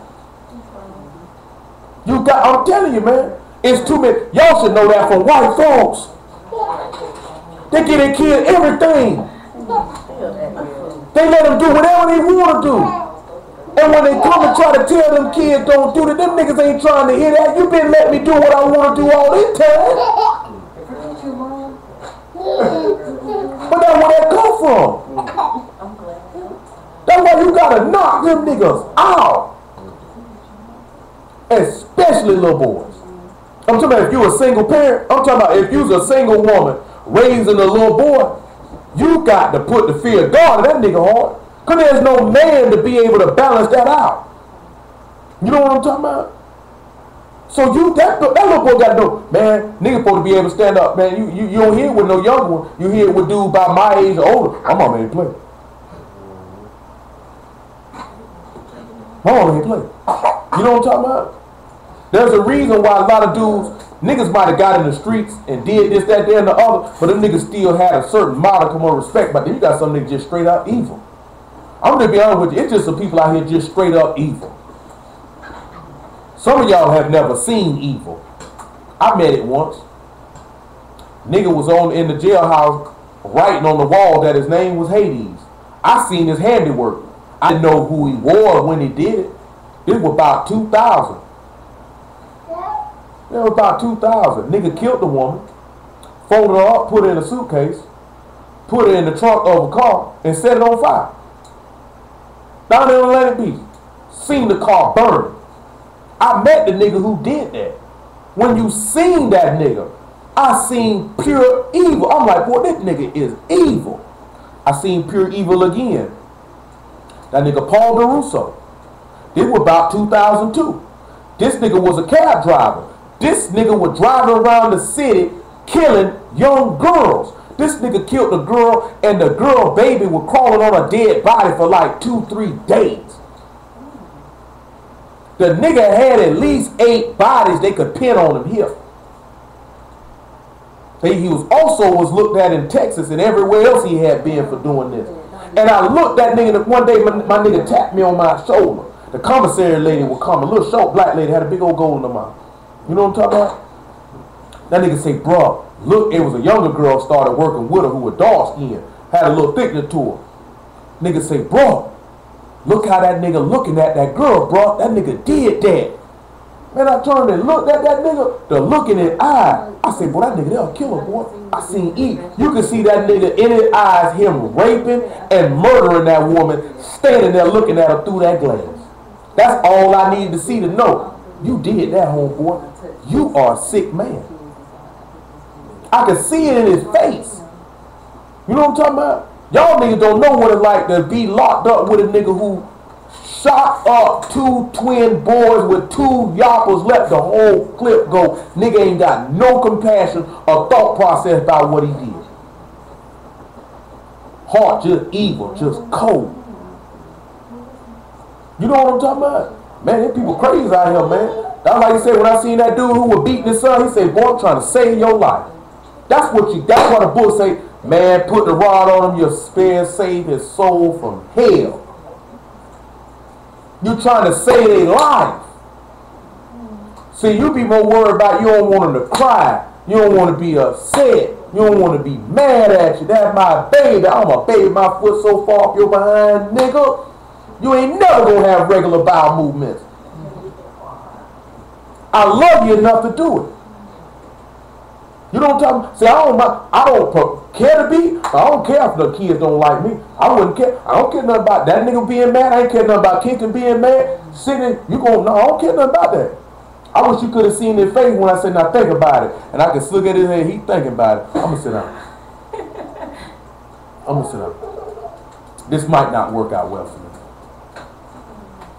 Because I had no problem stopping preaching and pop that nigga right upside his head. And then put him in that corner. And ain't no door right here. I said, shut the door. And cut the light out. and let him stand in the darkness for about 45 seconds to a minute. Nigga realized then, I really do them shit. Wow, cut the light on there, I want to hear. You might take your time to go to sleep. I ain't playing with you. But see, I like it that way. Because see, the Lord operate that way. Let me go ahead and bust this nigga upside his head.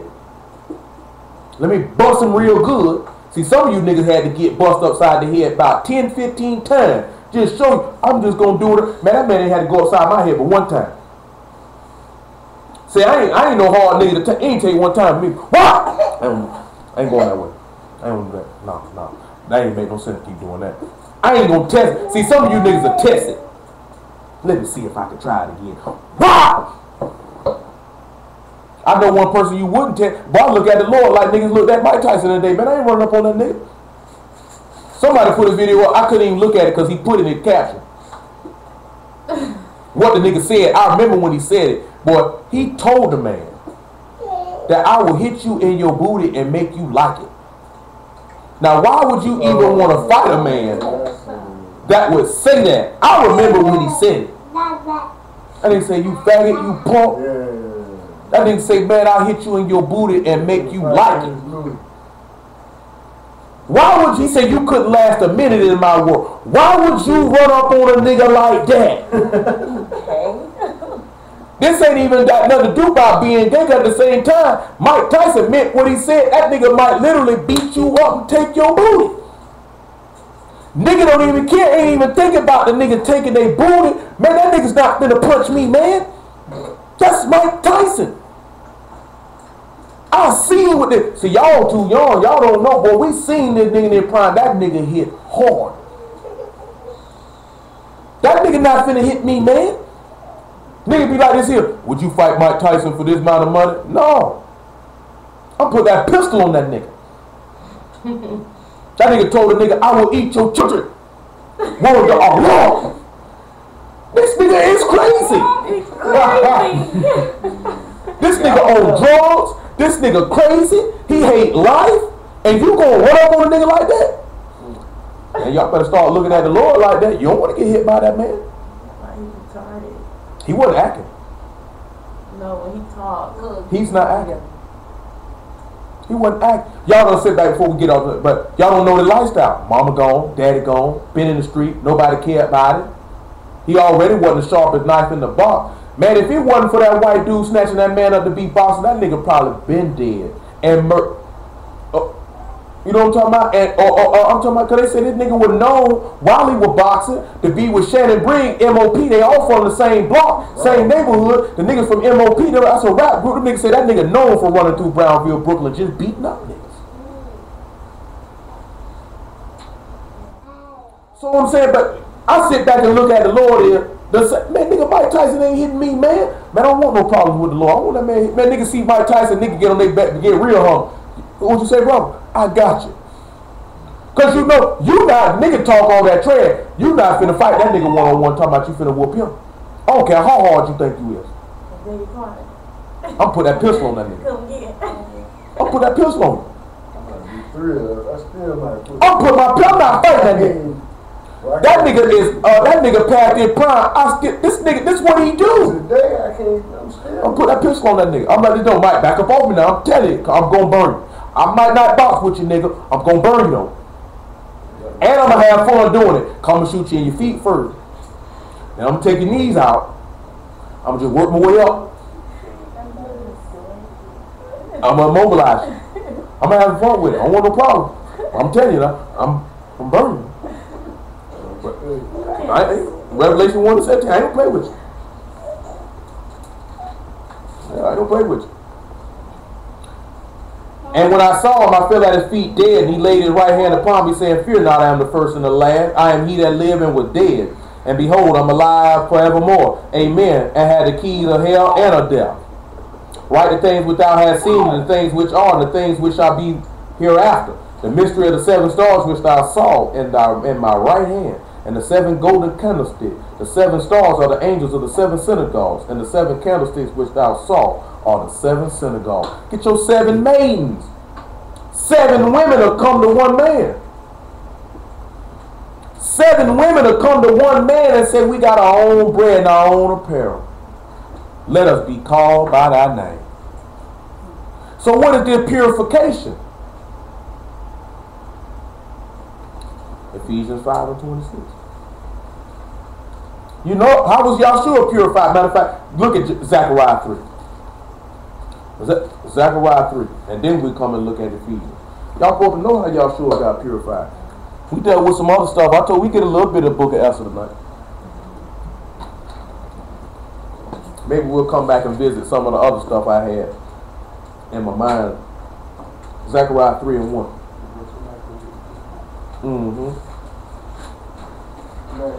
All right, Lunch.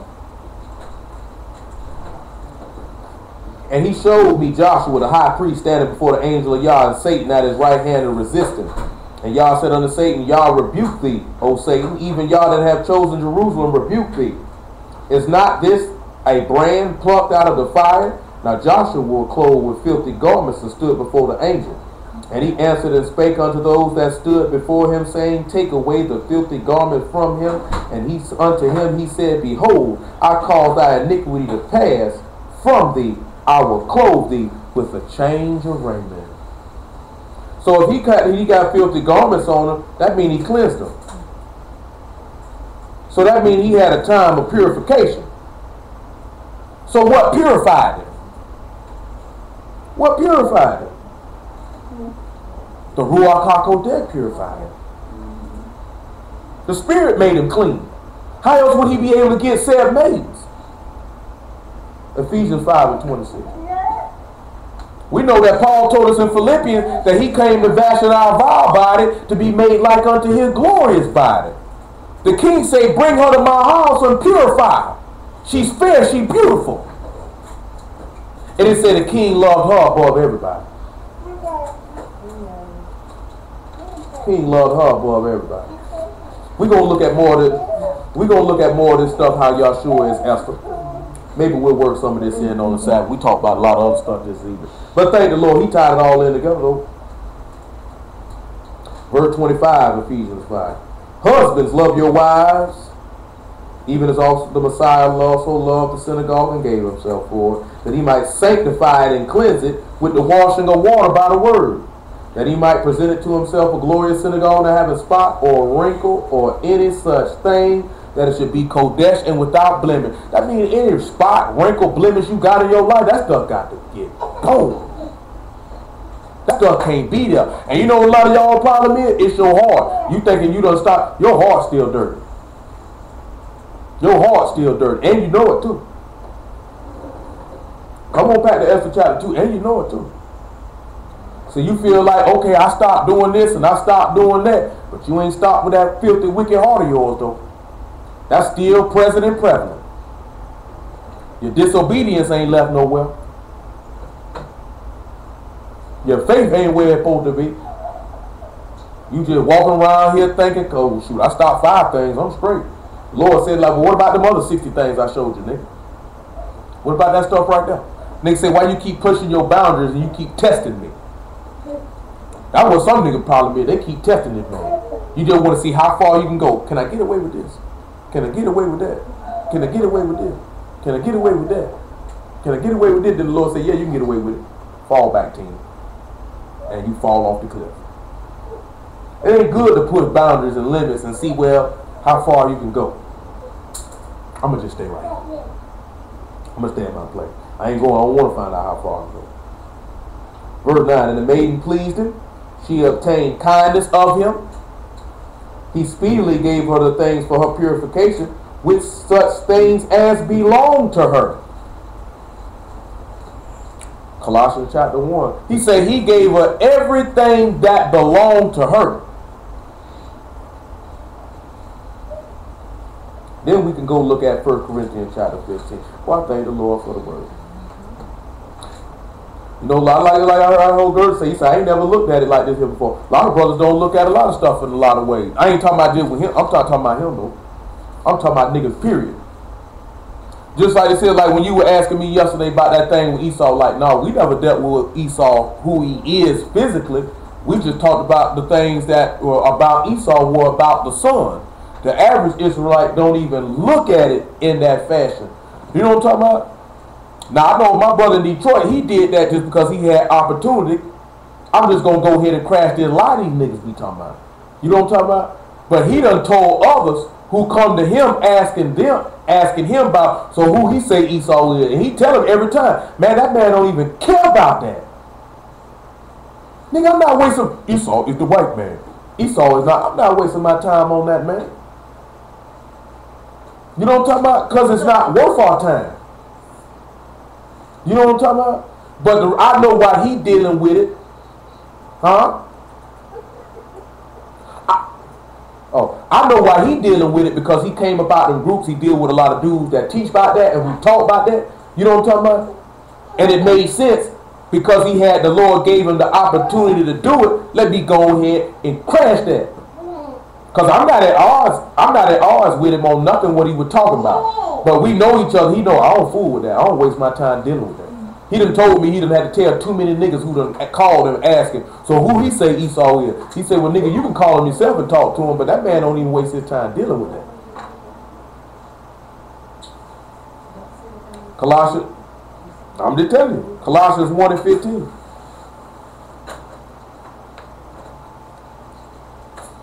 Who is the image of the invisible God, the firstborn of every creature? Don't that sound familiar? Sound like what we read in the law, ain't it?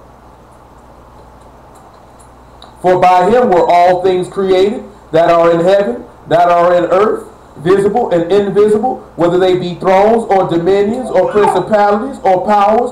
All things were created by him and for him. He is before all things, and by him all things consist.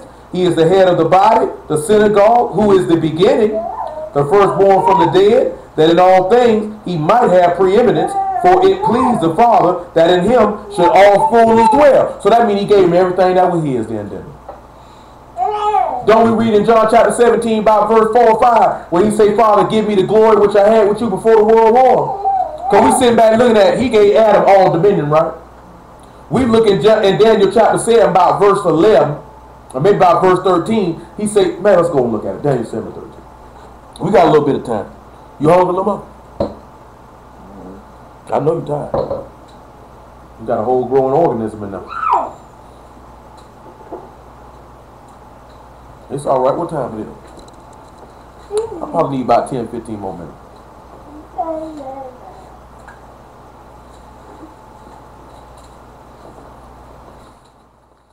I know nigga home. I know I need to eat. I live waste. I'm on the schedule. I'm trying to get gains, man. Mad at me because you don't get no gains. Daniel 7 and 13.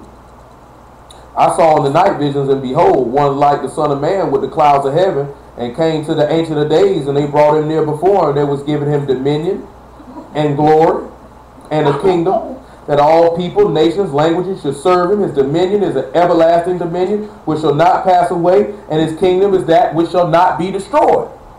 When this man said, let me get the glory which I had with you, Father, before the world war, he had everything, didn't he? Gave it up so I could pick it back up again.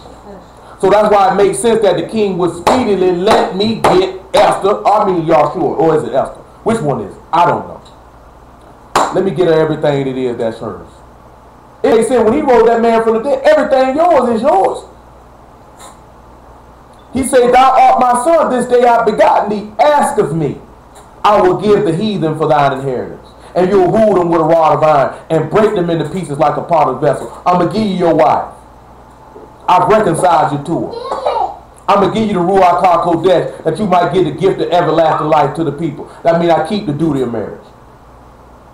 I give them the raiment. Oh, man. Esther chapter 2. Yeah, we won't get to the rest. We'll deal with the rest later. We dealt with Esther chapter 3 not too long ago.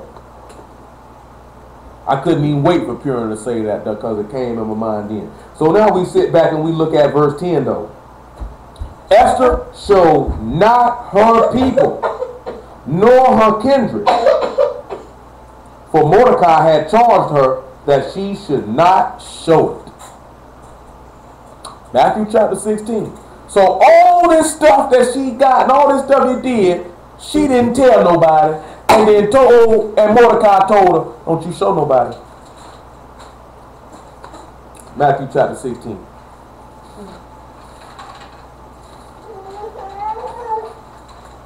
Matthew chapter 16, by verse 13. When YESHUA came into the coast of Caesarea Philippi, he asked his disciples, saying, Whom do men say that I, the Son of Man, am? They said, Some say thou art John the Baptist, some say Elias, other Jeremiah, one of the prophets. He saith unto them, But whom say ye that I am? And Simon Peter answered and said, Thou art the Messiah, the Son of the living God. So everything we read about Esther, don't that fit that? Having 7 maidens, being purified. Everything you had that was yours, I gave it to you quickly. And I obtained favor above everybody. And saying, YESHUA answered and said unto him, Blessed art thou, Simon Bar-Jonah, for flesh and blood have not revealed it unto thee, but my Father which is in heaven. And I say also unto thee, Thou art Peter, and upon this rock I will build my house, and the gates of hell shall not prevail against it. And I will give unto thee the keys of the kingdom of heaven. And whatsoever thou shalt bind on the earth shall be bound in heaven, and whatsoever thou shalt loose on the earth shall be loosed in heaven. Then charged he his disciples that they should tell no man that he was YESHUA the Messiah. And we see YESHUA didn't tell nobody who he was, did he? And then he charged them people, don't tell nobody. Now why would that be in there? That you got Mordecai telling Esther, don't tell nobody now. And she didn't show it to nobody. Ain't the word good? Thank the Lord. Come on back to Esther chapter 2. But you know what a lot of Israelites look at? They look at stuff like that we don't need to notice is not important. You know what I'm talking about? Just know Israel black and you all right. Just know you can't eat no pork chops and you good. Sabbath on Saturday.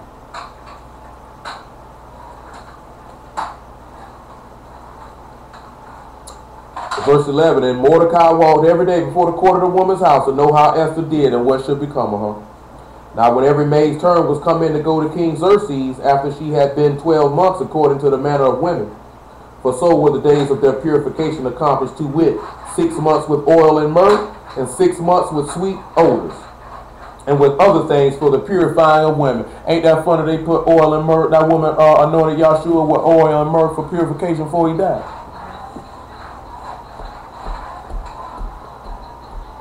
Then thus came every maid unto the king, whatsoever she desired was given her to go with her out of the house of the women unto the king's house.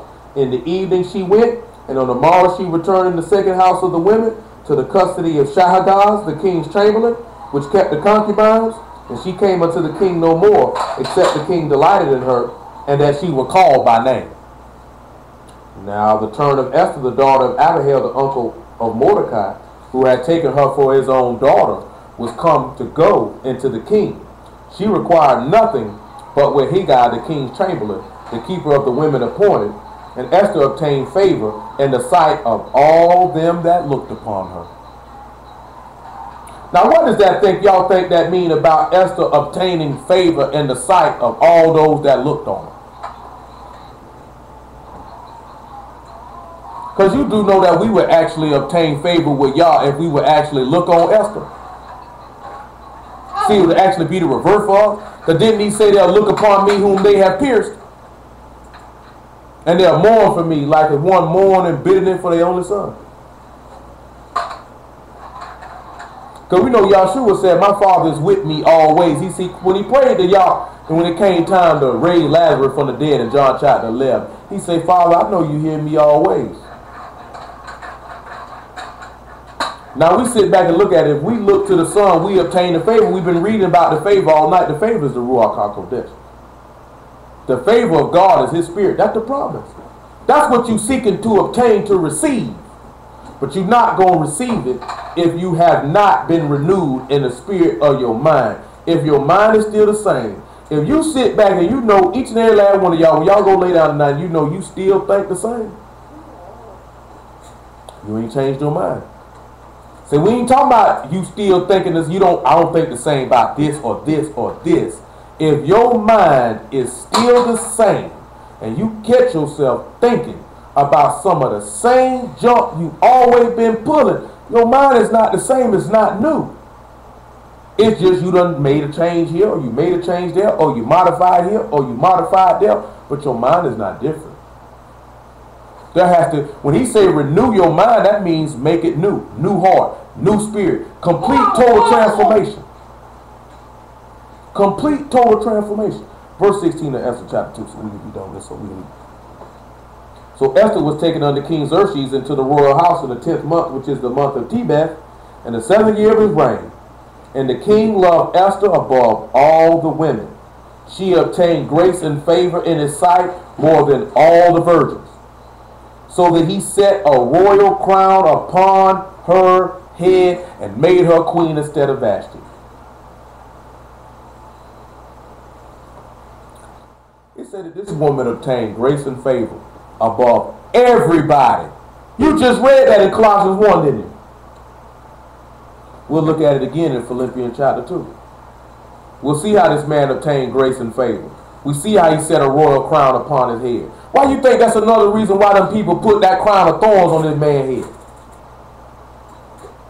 You know what I'm talking about? They got to put one on his head. You think a queen gonna sit and she ain't got no crown? Philippians 2 and 6. And after that, Revelation 19. It's Sunday, 2 Samuel. Thank the Lord. Let me get on and we'll look at that after that. We'll look at Philippians 2 and then go around there to Revelation 19. So when we look at Philippians chapter 2 and about verse 6 or verse 7, but he made himself of no reputation and took upon him the form of a servant, was made in the likeness of men, being found fashioned as a man. He humbled himself and became obedient even unto death, even the death of the cross. Remember what the Lord told her, take up your cross and follow me? A lot of y'all ain't became obedient because you ain't died. See, if you became obedient, you would die. You would have separated yourself from that carnal person who was fashioned according to deceitful love. You would have killed that person. You would have came obedient. You'd have humbled yourself and died. You would have took up your cross and followed this man. Like what Paul said, we die daily. Meaning I crucify my flesh to the word every single day. Not that stuff talking about us, we die daily, brother. Now see, we sin, but see, we die daily, bro. That wasn't what that man was talking about. That man was talking about, I die that I might live. You know what I'm talking about? That's how you're going to be renewed in your mind, is through death. A transformation. Wherefore God hath highly exalted him and given a name which is above every name. That the name of Yeshua every knee should bow, of the things in heaven, and the things in the earth, and the things under the earth. 2 Samuel, I want to say chapter 12. Let me see. Thank the Lord. 2 Samuel 12 and 28. I thank the Lord.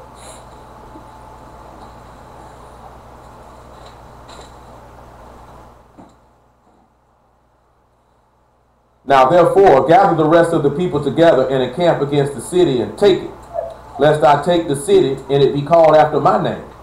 David gathered all the people together and went to Rabbah and fought against it and took it. And when he took the king's crown from off his head, the weight whereof was a talent of gold with precious stones, and it was set on David's head. And he brought forth the spoil out of the city in great abundance. Now we see the crown that was on Queen Vashti's head, it had to come off her head, went on Esther's, didn't it? Now we see the crown that this man had, went off his head, put on David's head. So now let's look at Revelation 19. He obtained grace and favor. He was above everybody.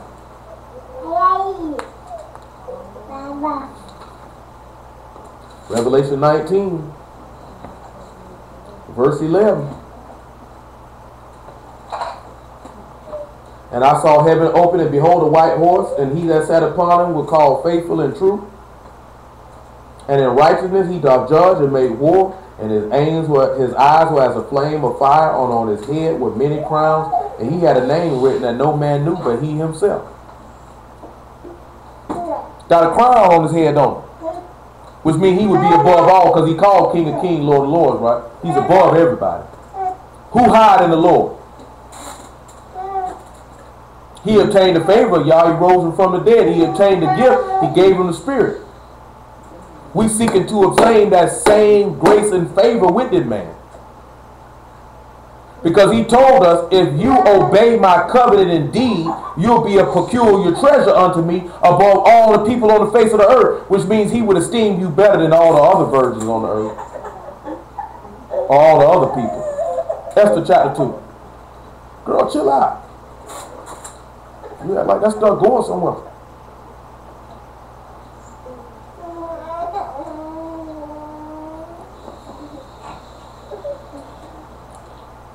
Verse 18, then the king made a great feast unto all his princes and his servants, even Esther's feast.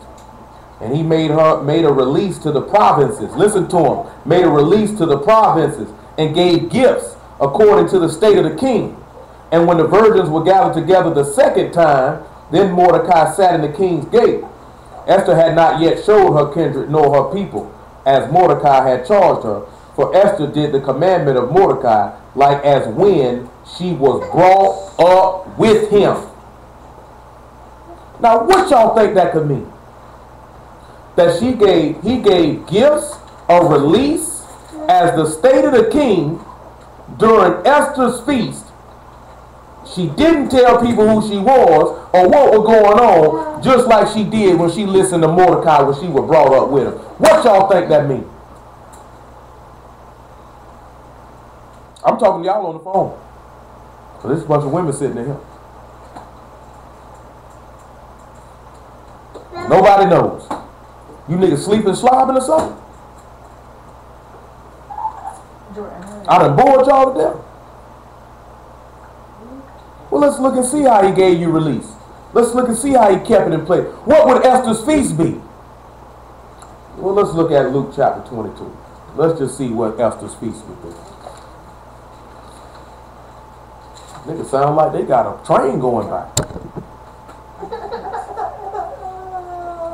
Hey, ease it up. Suck it up. Hey, come on, hold on. Hey, come on over here. Bring him over here. Bring him over here. Sharon, bring him over here. Bring him over here. Come on over here and sit down, man. Come on over here and sit down. Come on, sit down. Sit it on down. Hush it on up. Hush. Taper it down. Hey, suck it up. Oh, play with it.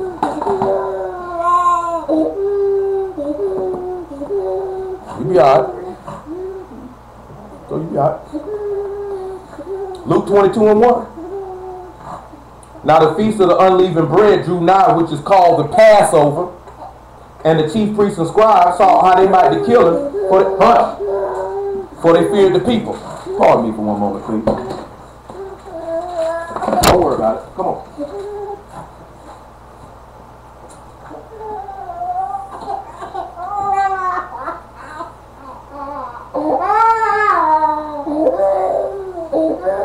You sit over there. So now what is Esther's feast? What is Esther's feast? It's Passover. Hey. No, you don't. Turn it back around. No, you don't. So what is this release then? What is this release then? When we came out of Egypt, and he went right back over there too. When we went out of Egypt, what were we being released from? We were being released from bondage. During the Yah's Passover, his feast. No, sit it down. No, sir, son. It don't work like that. No, sir. It don't work like that. No, sir. So now when you talking about he gave a release and he gave gifts, it was a feast going on. Who remember what Leviticus 25 was talking about? You being the year of Jubilee? Being released from all your debts? Look at Luke 24 now.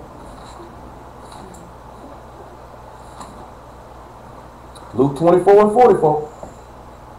You good now? Come on.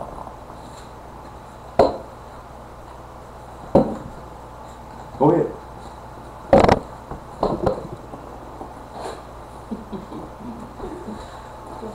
That's all it takes. And he said unto them, these are the words which I spake unto you while I was yet with you. that all things must be fulfilled which were written in the law of Moses and in the prophets and the Psalms concerning me. Then opened he their understanding that they might understand the scriptures. And he said unto them, thus it is written, and thus it behooved the Messiah to suffer and to rise from the dead the third day, and that repentance and remission of sins should be preached in his name among all nations, beginning at Jerusalem. And ye are witnesses of these things. And behold, I send the promise of my Father upon you, but tarry ye in the city of Jerusalem until you be endued with power from on high. So during Esther's feast, was that not a release? Our sins will be able to be forgiven, which goes right back to what we read in Hebrews chapter 8, right? About that duty of marriage. To forgive the sins of your wife. I got to do my duty. I got to do my job. I got to die for her. He just said, husband, love your wives, and the Messiah loved his and laid his life down for her. Wow. And then we just read what the gift was. We already read it earlier in Acts chapter 2, didn't we? It would be this man's spirit. It would be this man's spirit. All this going on at Esther's feast because she obtained grace and favor. So therefore he decided to let some people go. And what did Moses tell Pharaoh to do? Let my people go. Give me a release. And when YESHUA got up on that tree, what was he going to do? Let my people go. The king here in Esther, King Xerxes loved Esther so much, he was willing to let people go and give gifts. That's why he said God so loved the world, he gave his only begotten son. He loved us enough to let us go and give us a gift. All we got to do is just walk upright that we might receive it. He said, according to the state of the king. So when they sit back and they look at it and say that Esther obeyed Mordecai as when she was brought up with him. When you go look in Proverbs chapter 8, it said that I was with you and I was daily your delight as one that was brought up with you. He say, Father, I always do the things that please thee. He say, I know thee. In John chapter 8, he said, if I say I know him not, I be a liar like unto you. But I know him. I keep his saying. Ain't that what he told the people in John chapter 8? I know him. I do what he tell me to do. And that's what you're reading about Esther. You look at YESHUA. YESHUA never deviated from what the Father commanded him to do. Not once. Never deviated. So we got to sit back and look at, we supposed to keep the charge of this man as when we brought up with him. He sit back and say that he nourishing us like babes. If you like what Peter said in 1 Peter chapter 2 about being desiring the sincere milk of the word and newborn babes.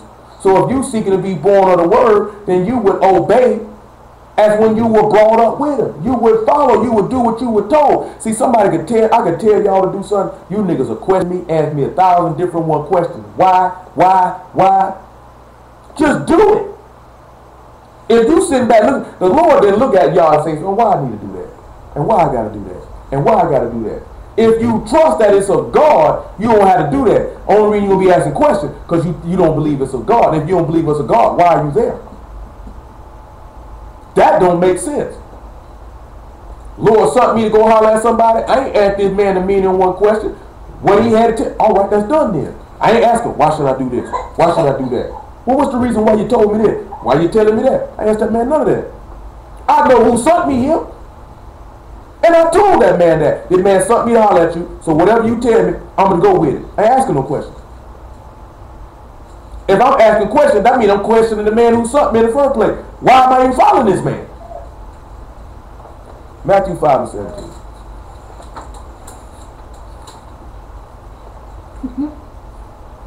Think not that I come to destroy the law. I come not to destroy, but to fulfill. For truly I say unto you, till heaven and earth pass, one jot or one tittle shall in no wise pass from the law till all be fulfilled. Whosoever therefore shall break one of the least of these commandments, and shall teach men so, he shall be called the least in the kingdom of heaven. But whosoever shall do and teach them, the same shall be called great in the kingdom of heaven. For I say unto you, that except your righteousness shall exceed the righteousness of the scribes and Pharisees, you shall in no case enter into the kingdom of heaven. Praise y'all for YESHUA. Y'all understood all this stuff this evening. Thank the Lord.